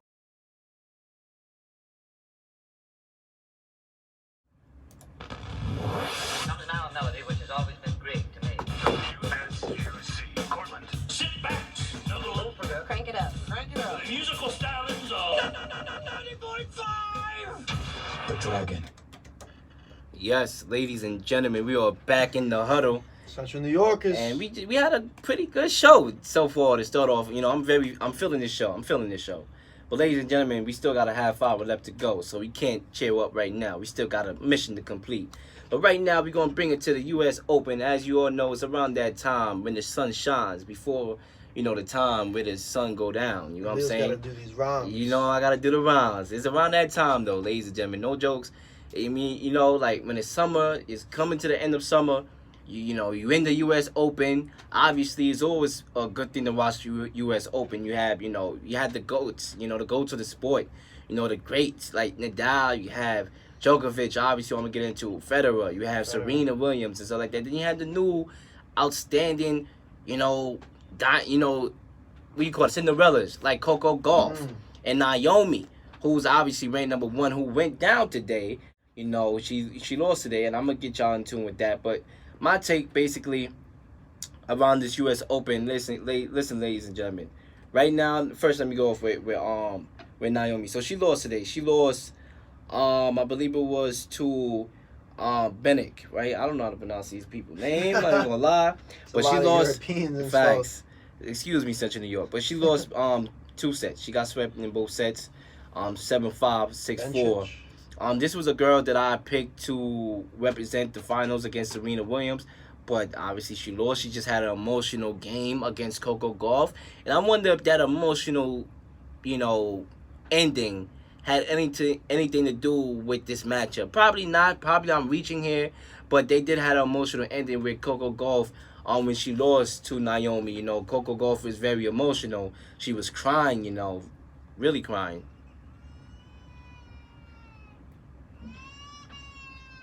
You hear the sound. She was crying, ladies and gentlemen, like a baby. But at the end of the day, she's 15. She's 15 years old. She's going to learn from it. She's going to bounce back. Obviously, she was a fan favorite. And, I like what she done in the U.S. Open. She's that girl that everybody wants to watch. And she's going to be a force to come in the next couple of years. Obviously, we had Serena Williams that won the other day. I think I talked about it on the Leel show. She won. Serena Williams, to me, she's going to go to the finals. I don't think there's a doubt. The question is she going to win? Because after she had that baby, she hasn't really won a major slam. She's been to the finals a lot. We all know what happened in the U.S. Open last year with the Empire taking points and stuff like that from her. We all know how she lost in Wimbledon.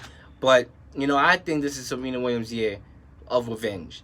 And to me, honest with you, when she does win the U.S. Open, because I'm going to call it that she's going to win the U.S. Open, to me, it's going to signify my point that I have been preaching, that I have been bringing to the table for the last couple of months, which is Serena Williams, to me, is the most dominant athlete of the last 10 years of any sport. You know what I'm saying? The most dominant athlete. I'm not talking about, the greatest of all time. I'm just talking about dominance and the level of dominance within the last 10 years. Against competition. You know what I'm saying? Because, a lot of people be like, well, Leel, what are you talking about? You're forgetting about LeBron James. LeBron James had to go up against Steph. LeBron James had to go up against other guys that beat LeBron James, the Spurs and stuff like that.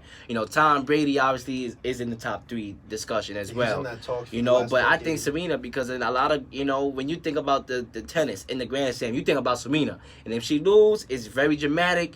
It's an upset, but to me, it's an eye-opener. It's an eye-opener, so to me, it just signifies my point. Federer is still up in the competition right now. Obviously, Djokovic, he had to retire during the set today. He was ranked number 1, which was a little shocking, but obviously, we'll see what happens.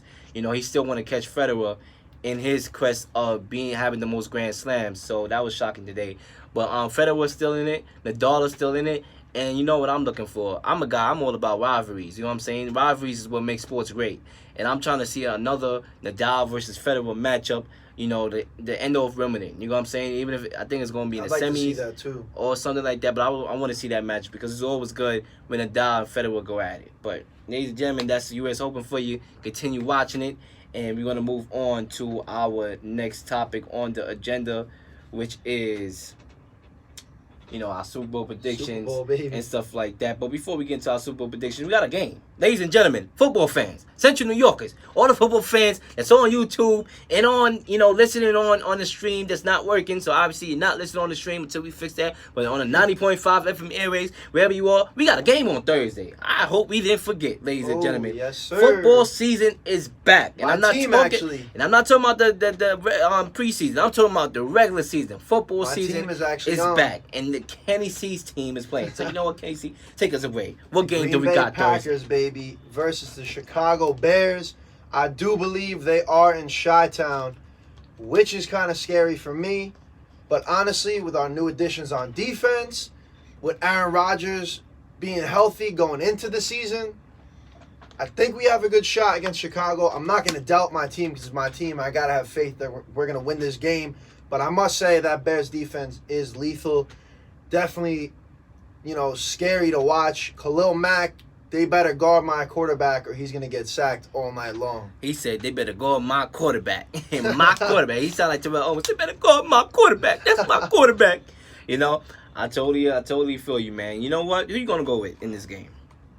Hey, man, Leel, I can't go against my team, but at the same time, the Bears defense is lethal. The one thing that I will say, I think we have the edge offensively compared to the Bears, even with, our lack of depth in the wide receiver position. But I think Aaron Jones is going to be a big force for us offensively. And in terms of that battle, I think we'll win that. And we did up our defense, as I said. But I think the Bears, hands down, have a way better defense. They were number one last year. For all you fantasy football fans, you definitely know they were the number one defense. So who you going with? I'm going with Green Bay in a slim win. I think they're going to shock everybody, and they're going to get over the hump of the Bears defense and be able to win it. I think it's going to be a close game. I think it's to the going to end be, zone. yeah. I agree with you. I'm looking at the scores of the likes of 20-17, 23-20. I can see that. You know what I'm saying? I think it's going to be a close game. Obviously, that Bears suffocating defense with the return of the Mac. Oh, Khalil yeah. Mack. Return of the Mac. Return of the Mac. Hey, that brother ain't playing no games over there. But, honestly, I think Trubisky still has another level of development. I think he improved. I'll tell you that for a fact. Yeah. He improved tremendously compared to the year before. I thought he made a few good, decent throws in that playoff loss against the Eagles. Put them in predicament to win. Mm-hmm. Obviously, the field goal kicker didn't make his kick. I think the Bears, a lot of people are sleeping on them still. Mm-hmm. A lot of people, I think they really think they're a one-hit wonder. I don't think so. Nah, I think the they're going to defense be. too stacked. I think that defense is too stacked, and I think Trubisky's going to make the necessary plays. He's almost like a game manager. You know what I'm saying? Right there. Just make the plays, drop the offense down the field as best you can, and the defense is going to do the rest. But you look at Aaron Rodgers, you look at the Packers. The Aaron Rodgers and the Packers, they felt way short of expectations last year. It was a debacle. The wide receiving core was a debacle. Aaron Rodgers, Believe at me, you don't gotta times, tell me that. the Aaron Rodgers, surprisingly, at times, really didn't look like the Aaron Rodgers that we know of. He looked like more like, I don't know what to say, but he didn't look all that good, But I do think, obviously they made changes to offensive coordinator and stuff like that. I do think this is a rebound year for Aaron Rodgers. I think he's going to put up a lot of good numbers. And you know what? I'm going to take hungry Aaron Rodgers, opening night on the road in a close game by 3 points to defeat the Chicago Bears. Sometimes, I feel like the Packers had the Bears number. There's a lot of team in sports that they just have your number. Obviously, we talked about Auburn, Oregon. Auburn has Oregon number. And even though Oregon probably was the better team, Auburn just has their number. I think the Bears are a better team than the Packers, but at the same time, I think the Packers had their number. Remember last year, Chicago went on the road, was up 21-0, and Aaron Rodgers made that miracle comeback on one leg. I think that they just had their number, and that's why I'm going with the Green Bay Packers to win the game.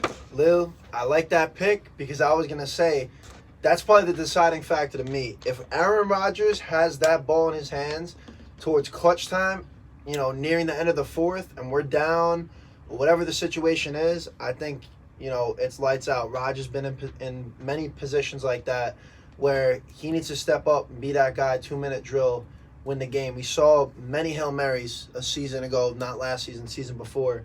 And might I add, this is the 199th meeting between the Bears and the Packers, the longest known rivalry in NFL history. NFL's 100th season, by the way. Yeah, exactly. This year, so I'm looking forward to Thursday, Lil. Me too. And when we come back from a very short commercial break, about 3 to 5 minutes in duration, we're going to have some, we're going to break down the divisions, who we think will come out of each division. And guess what? We're going to break down our Super Bowl prediction, our early 2019 Super Bowl predictions. Ladies and gentlemen, you're in the...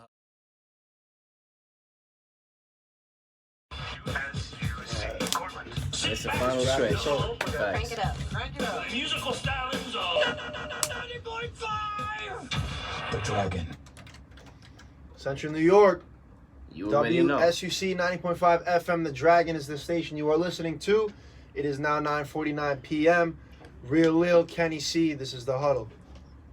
Yes, sir, ladies and gentlemen. It's time to close out with our final topic. We're going to break down each division, give a division winner, and most importantly, we're going to make our early 2019 Super Bowl predictions. Ladies and gentlemen, it's around that time. Football season is starting. Week 1 starts this Thursday. So you know what? We said we're going to give an early Super Bowl prediction, and then we probably give a mid-season Super Bowl predictions when stuff, falls into place and stuff like that. Mm-hmm. So you know what? Let's start right now. I guess I'll start right now with the NFC, right? Got the NFC East. So you want to go like, each you division. say NFC East, you pick yours, I'll pick mine. And All right, we'll do that. We'll do that. Let's do it. All right, so NFC East, we got the Cowboys, we got the Giants, we got the Eagles, we got the Redskins, ladies and gentlemen. Mm-hmm. Be honest with you, I don't think the Redskins is going to be competitive at all. I don't think the Giants are going to be competitive at all. That leaves us with the Cowboys and the Eagles. I think these are two very good teams. I think they're going to battle it out. I think they're going to split the regular season when they play each other twice, 1-1. Like I said, like we said it earlier, if Carson Wentz is healthy, that's the question. And if the Cowboys and if the Cowboys basically, I feel like these two teams is in the top 5 of coming out of the NFC in general to represent the Super Bowl. However, it's gonna be extremely hard to pick one of these two teams to come out in general to the Super Bowl simply because of the uncertainty. Oh, exactly. But if I had to say who I think gonna win that division, the NFC East, I'm gonna lean towards the Cowboys by close. I agree with that. Because I think that if they get Zeke back, even if they don't get Zeke back, which I think they will, but I think they could still top the Eagles overall. Like you said, I don't think the Giants are a threat. I don't think the Redskins are. I gotta shift my mind. I take that back. It's close. Listen, it's close. But you know what? I'm gonna go with the Eagles. Oh, I'm gonna go with the Eagles. I'm gonna switch in. I'm gonna go with the Eagles because I'm thinking about the weapons that Carson Wentz, if healthy, he has. With Deshaun Jackson coming back, and Nelson Aguilar. They got a lot of weapons for Carson Wentz. That offense is going to put up numbers. Ertz. That offense I heard during the training camp was smoking. So I believe that if you stay healthy, and I believe that they can win. Because let's say Ezekiel don't come back in the first couple of games, even though they winnable games. Let's say the Giants upset them or whatever, and they lose, and he's not back before the Saints game, which is like week 3, week 4, then they can be 3-1, 2-2. Whereas the Eagles, they probably can get off on a run. So I'm gonna go with the Eagles. I'll change my mind. I'm gonna go with the Eagles to win that division. I think I'm still staying with the boys. As much as I don't like the Cowboys, I still think they're a really good squad. Their defense is solid. Their offense, more so, probably better than their defense. But I agree I do agree with the fact that if they don't get Zeke back within the first 3 or 4, it depends on how they do there record-wise. If they can win 2 or 3 out of those 4, again, we're just spitballing. We don't even know when he's going to sign. He could be back for this Sunday. Who knows? But, yeah, if they could win 2 or 3 out of those 4, if he came back week 4, I'd still go with the boys for that division. But now we move on to the NFC West. You got the Cardinals, the Rams, the 49ers, and this is a no-brainer. The Seahawks. I think this is a no-brainer as well. I'm going to go with the Rams to win this division. Yes, sir. Hands down. Who knows what Murray does? Yeah, who knows? Garoppolo's back with the Niners. He didn't look that good in that preseason, I'll tell you that. He was shaky. A lot of quarterbacks, they struggled their first year off an ACL injury. Look at Brady. He still put up decent numbers, but not in Brady terms. You know what I'm saying? When he came back from that ACL injury. So it shakes you up, man. It shakes you up. I'm gonna go. I like what the Seahawks did with Jadeveon Clowney. I still like Russell Wilson. To me, he's the most underrated quarterback in the NFL. I think they have a good team, but I'm gonna go with the Rams. I'm gonna go with the Rams to win that division. I'm saying Rams as well. Now we look at the NFC North. You know, we just talked about it, about the Packers and the Bears. You still got the Lions, and I feel like if you have your dark horse teams, that's going to be surprising. A team that didn't make the playoffs, that may make the playoffs and surprise some people. My two teams that leads the way in that thinking is the Lions and the Jaguars. I think the Jaguars, you see, a lot of people forget that the Jaguars 2 years ago was in the AFC Championship. Their defense was loaded. Their offense, Blake Bortles, the offense wasn't keeping up. And obviously, the defense could do all but so much if the offense can't stay on the field. Yeah. Now they replace him with Nick Foles, a guy that's a proven quarterback, a guy that won a Super Bowl, a guy that showed that he can be a team player. I believe that was basically what they were missing. So I believe that could be a good team. So in that division, be a good squad. I'm looking at right now. I mean, the Packers, the Vikings, this is going to be a good division. It might be one of the best divisions in football. Yeah. When I'm looking at it. The Vikings, I'm not too high on Kirk Cousins, but however, that team do have a roster that can actually compete. That can actually compete. I don't know who you going with. This is a tough one. I mean, like I said before, I never like to count my team out, but this division is tough, man. It's a tough division. Honestly, I'm going to go with the Vikings. I'm going to go with the Vikings to win this. I think I'm going with Chi-Town. You going with the Bears? I like that pick. I like the pick, too. I think I go with Chi-Town. I like that pick, too. I'm going to go with the Vikings simply because, I don't know. I'm going to just go with the Vikings. It's you have a dicey. Gut feeling right there? I don't like the pick because, Kirk Cousins had to perform better in night games. Oh, yeah. He has to. I mean, this guy in the playoffs, in the big game, in the night game, he's terrible. But the night games I'm looking at right now, they got one at they got one at home against the Redskins. They got one on the road against the Cowboys, which they're going to use on the Seahawks. I'm going to just give them the slight edge. They have a tough schedule. I changed my mind again. Sorry, ladies and gentlemen. I'm losing it. I'm going to go with the Bears. I'm going with you. I'm going with Chi-Town.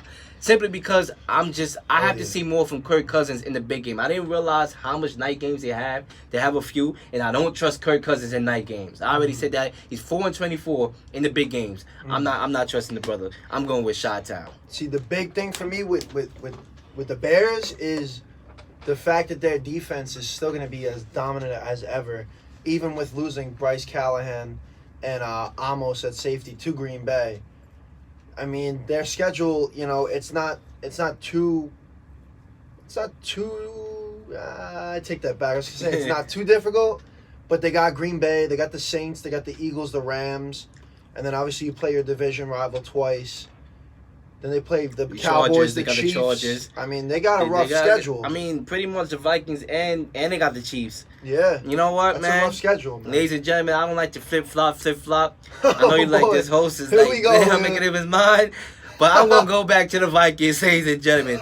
I'm just going to get the opponents. I'm going to give Kirk Cousins the benefit of the doubt for once in my life. I'm sorry. I'm staying true with Chicago. I think the defense, even with Mitch still learning and progressing and not being, a star yet, young offense, solid offense, and the defense even better. I think defense keeps them in these games, game after game, like last season. So I'm going with the Bears. And now we reach the NFC South. To wrap up the NFC side of things, we have the Falcons, the Panthers, the Saints, and the Buccaneers. Honestly, another division. That's another division to me that's going to be as competitive as the division that we just discussed. Arguably the toughest last season. I mean, I think that a lot of people sleeping on the Falcons. Oh, yeah. A lot of people. They were, a lot of people forget how good that offense was. The defense wasn't holding its weight. They had a lot of injuries on the defense. But their offense was spectacular. I mean, the addition of Calvin Ridley to go on the other side. And mind you, forget about he had a good rookie season. Imagine another year, all right? Another year in that offense with Julio Jones on the other side. And Mohamed Sanu.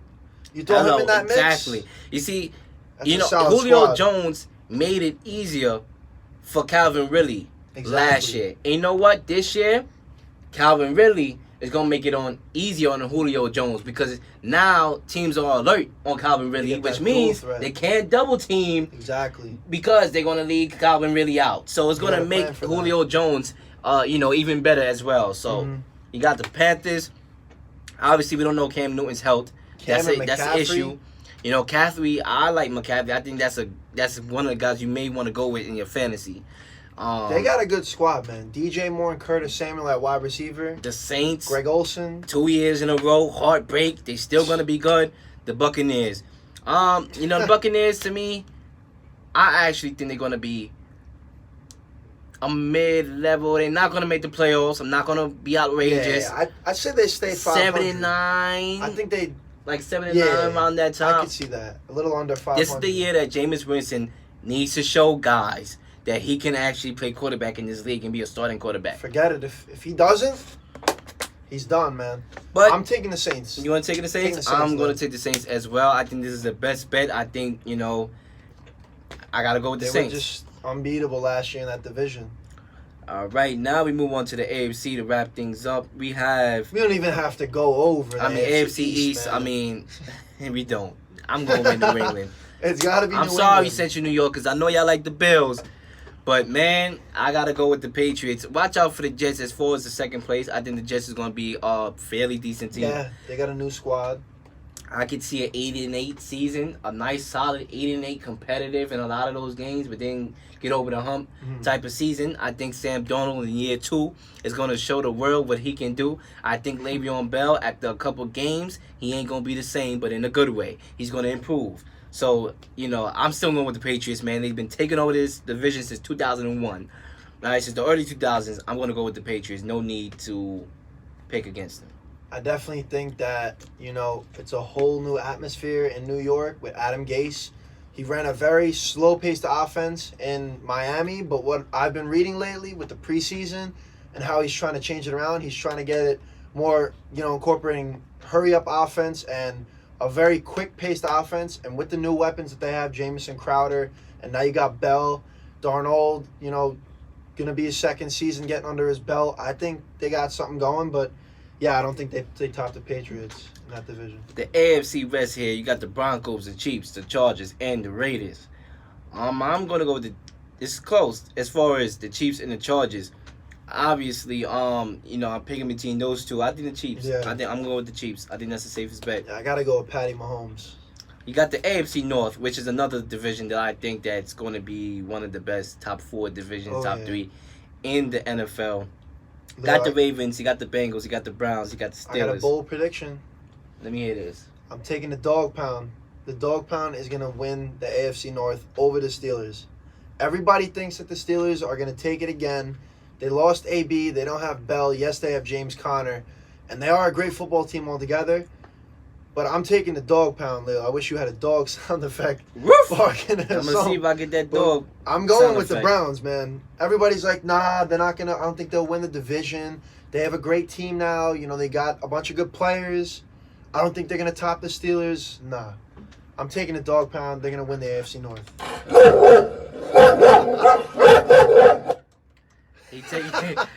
He taking the dog pound, y'all. Yes, He sir. taking the dog pound. What you got? This is a tough division, y'all. This is a extremely tough division outside of Cincinnati, but we have to realize that Cincinnati, they do get hot early in the year, then they fall off and they look terrible. AJ Green is supposed to be missing a couple games. Remember, he got injured. Yeah. I think the Browns, I think they're going to be a fairly decent team. I think offensively is going to be hard to stop. I can't wait to see the OBJ and Baker Mayfield connection.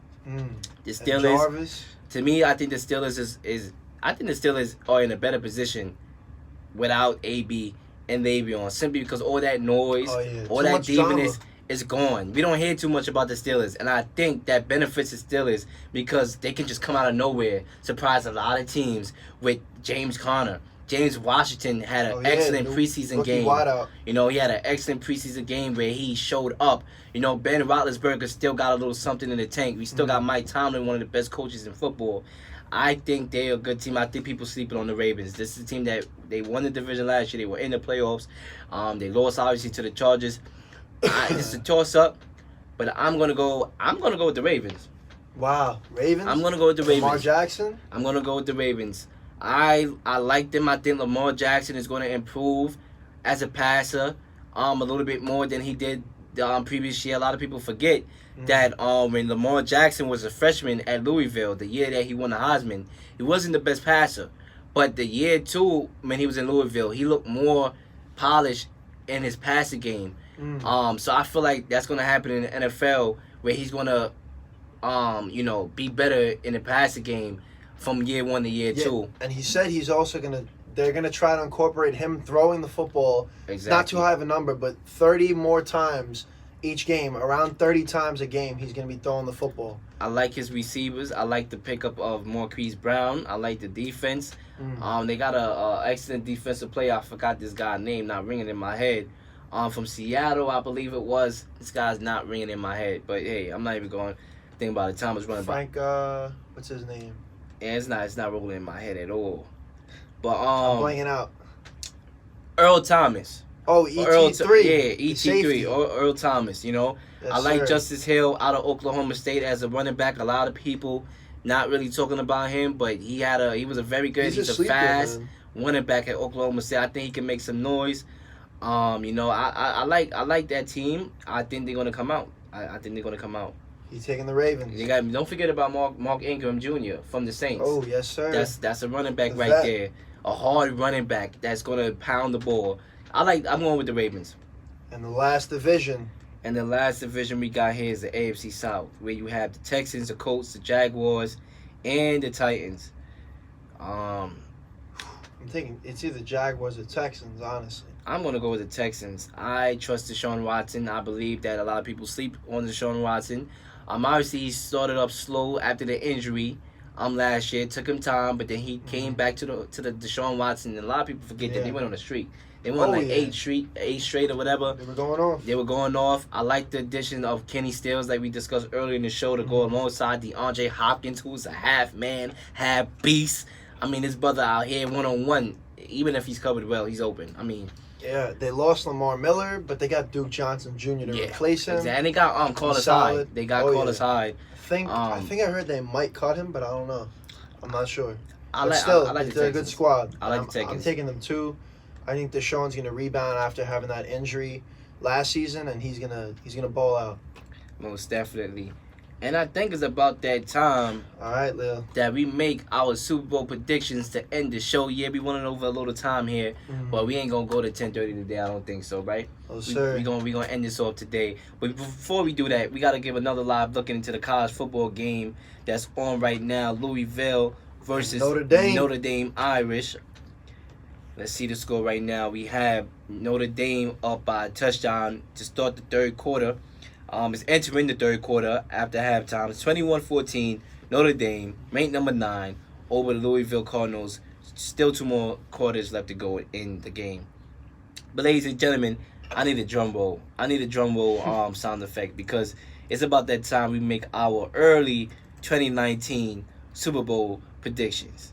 So let me get that drum roll. As soon as I get the drum roll, we're going to be able to get this show off the road, should I say. You know what I'm saying? Let's get the drum roll. Drum roll, please.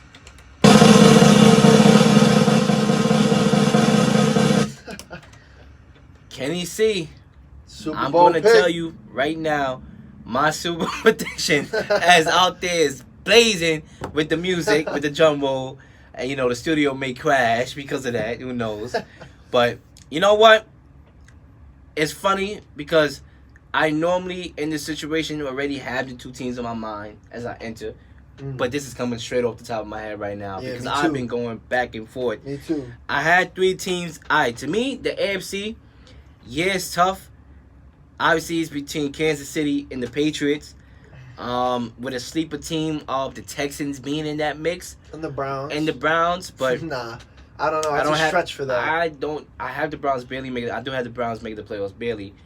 But I'm gonna go with the Patriots. I think Kansas City offense is legit. Shady McCoy. I like all that, but at the end of the day, man, you gotta stop somebody. And I'm not sold on their defense. I do like the Honey Badger, the pickup there, but I don't think it's good enough to patch up the deficiencies on the defense.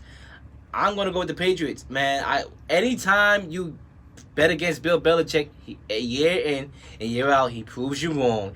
When the Patriots struggle, the dynasty is over, then what do? They win a Super Bowl. You know, I'm going to go with Brady. I like the additions of Demaryius Thomas, who looked good in his last preseason game, coming back from the Achilles injury. I like N'Keal Harry once he do get off the injury report. I like Josh Gordon, who just got reactivated.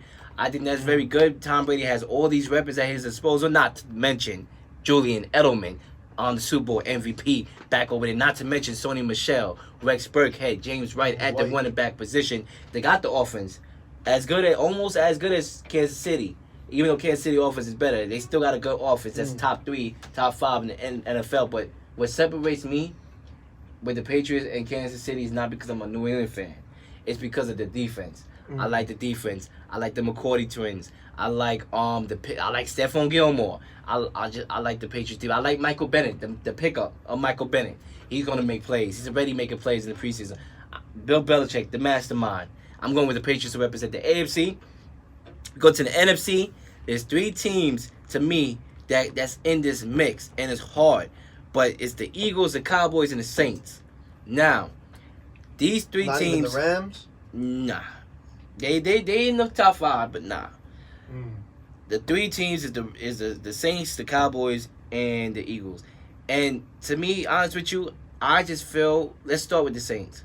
Obviously, to me, this is the safest pick, but at the same time, this is a team that went to the NFC Championship 2 years in a row, lost in heartbreaking fashion 2 years in a row.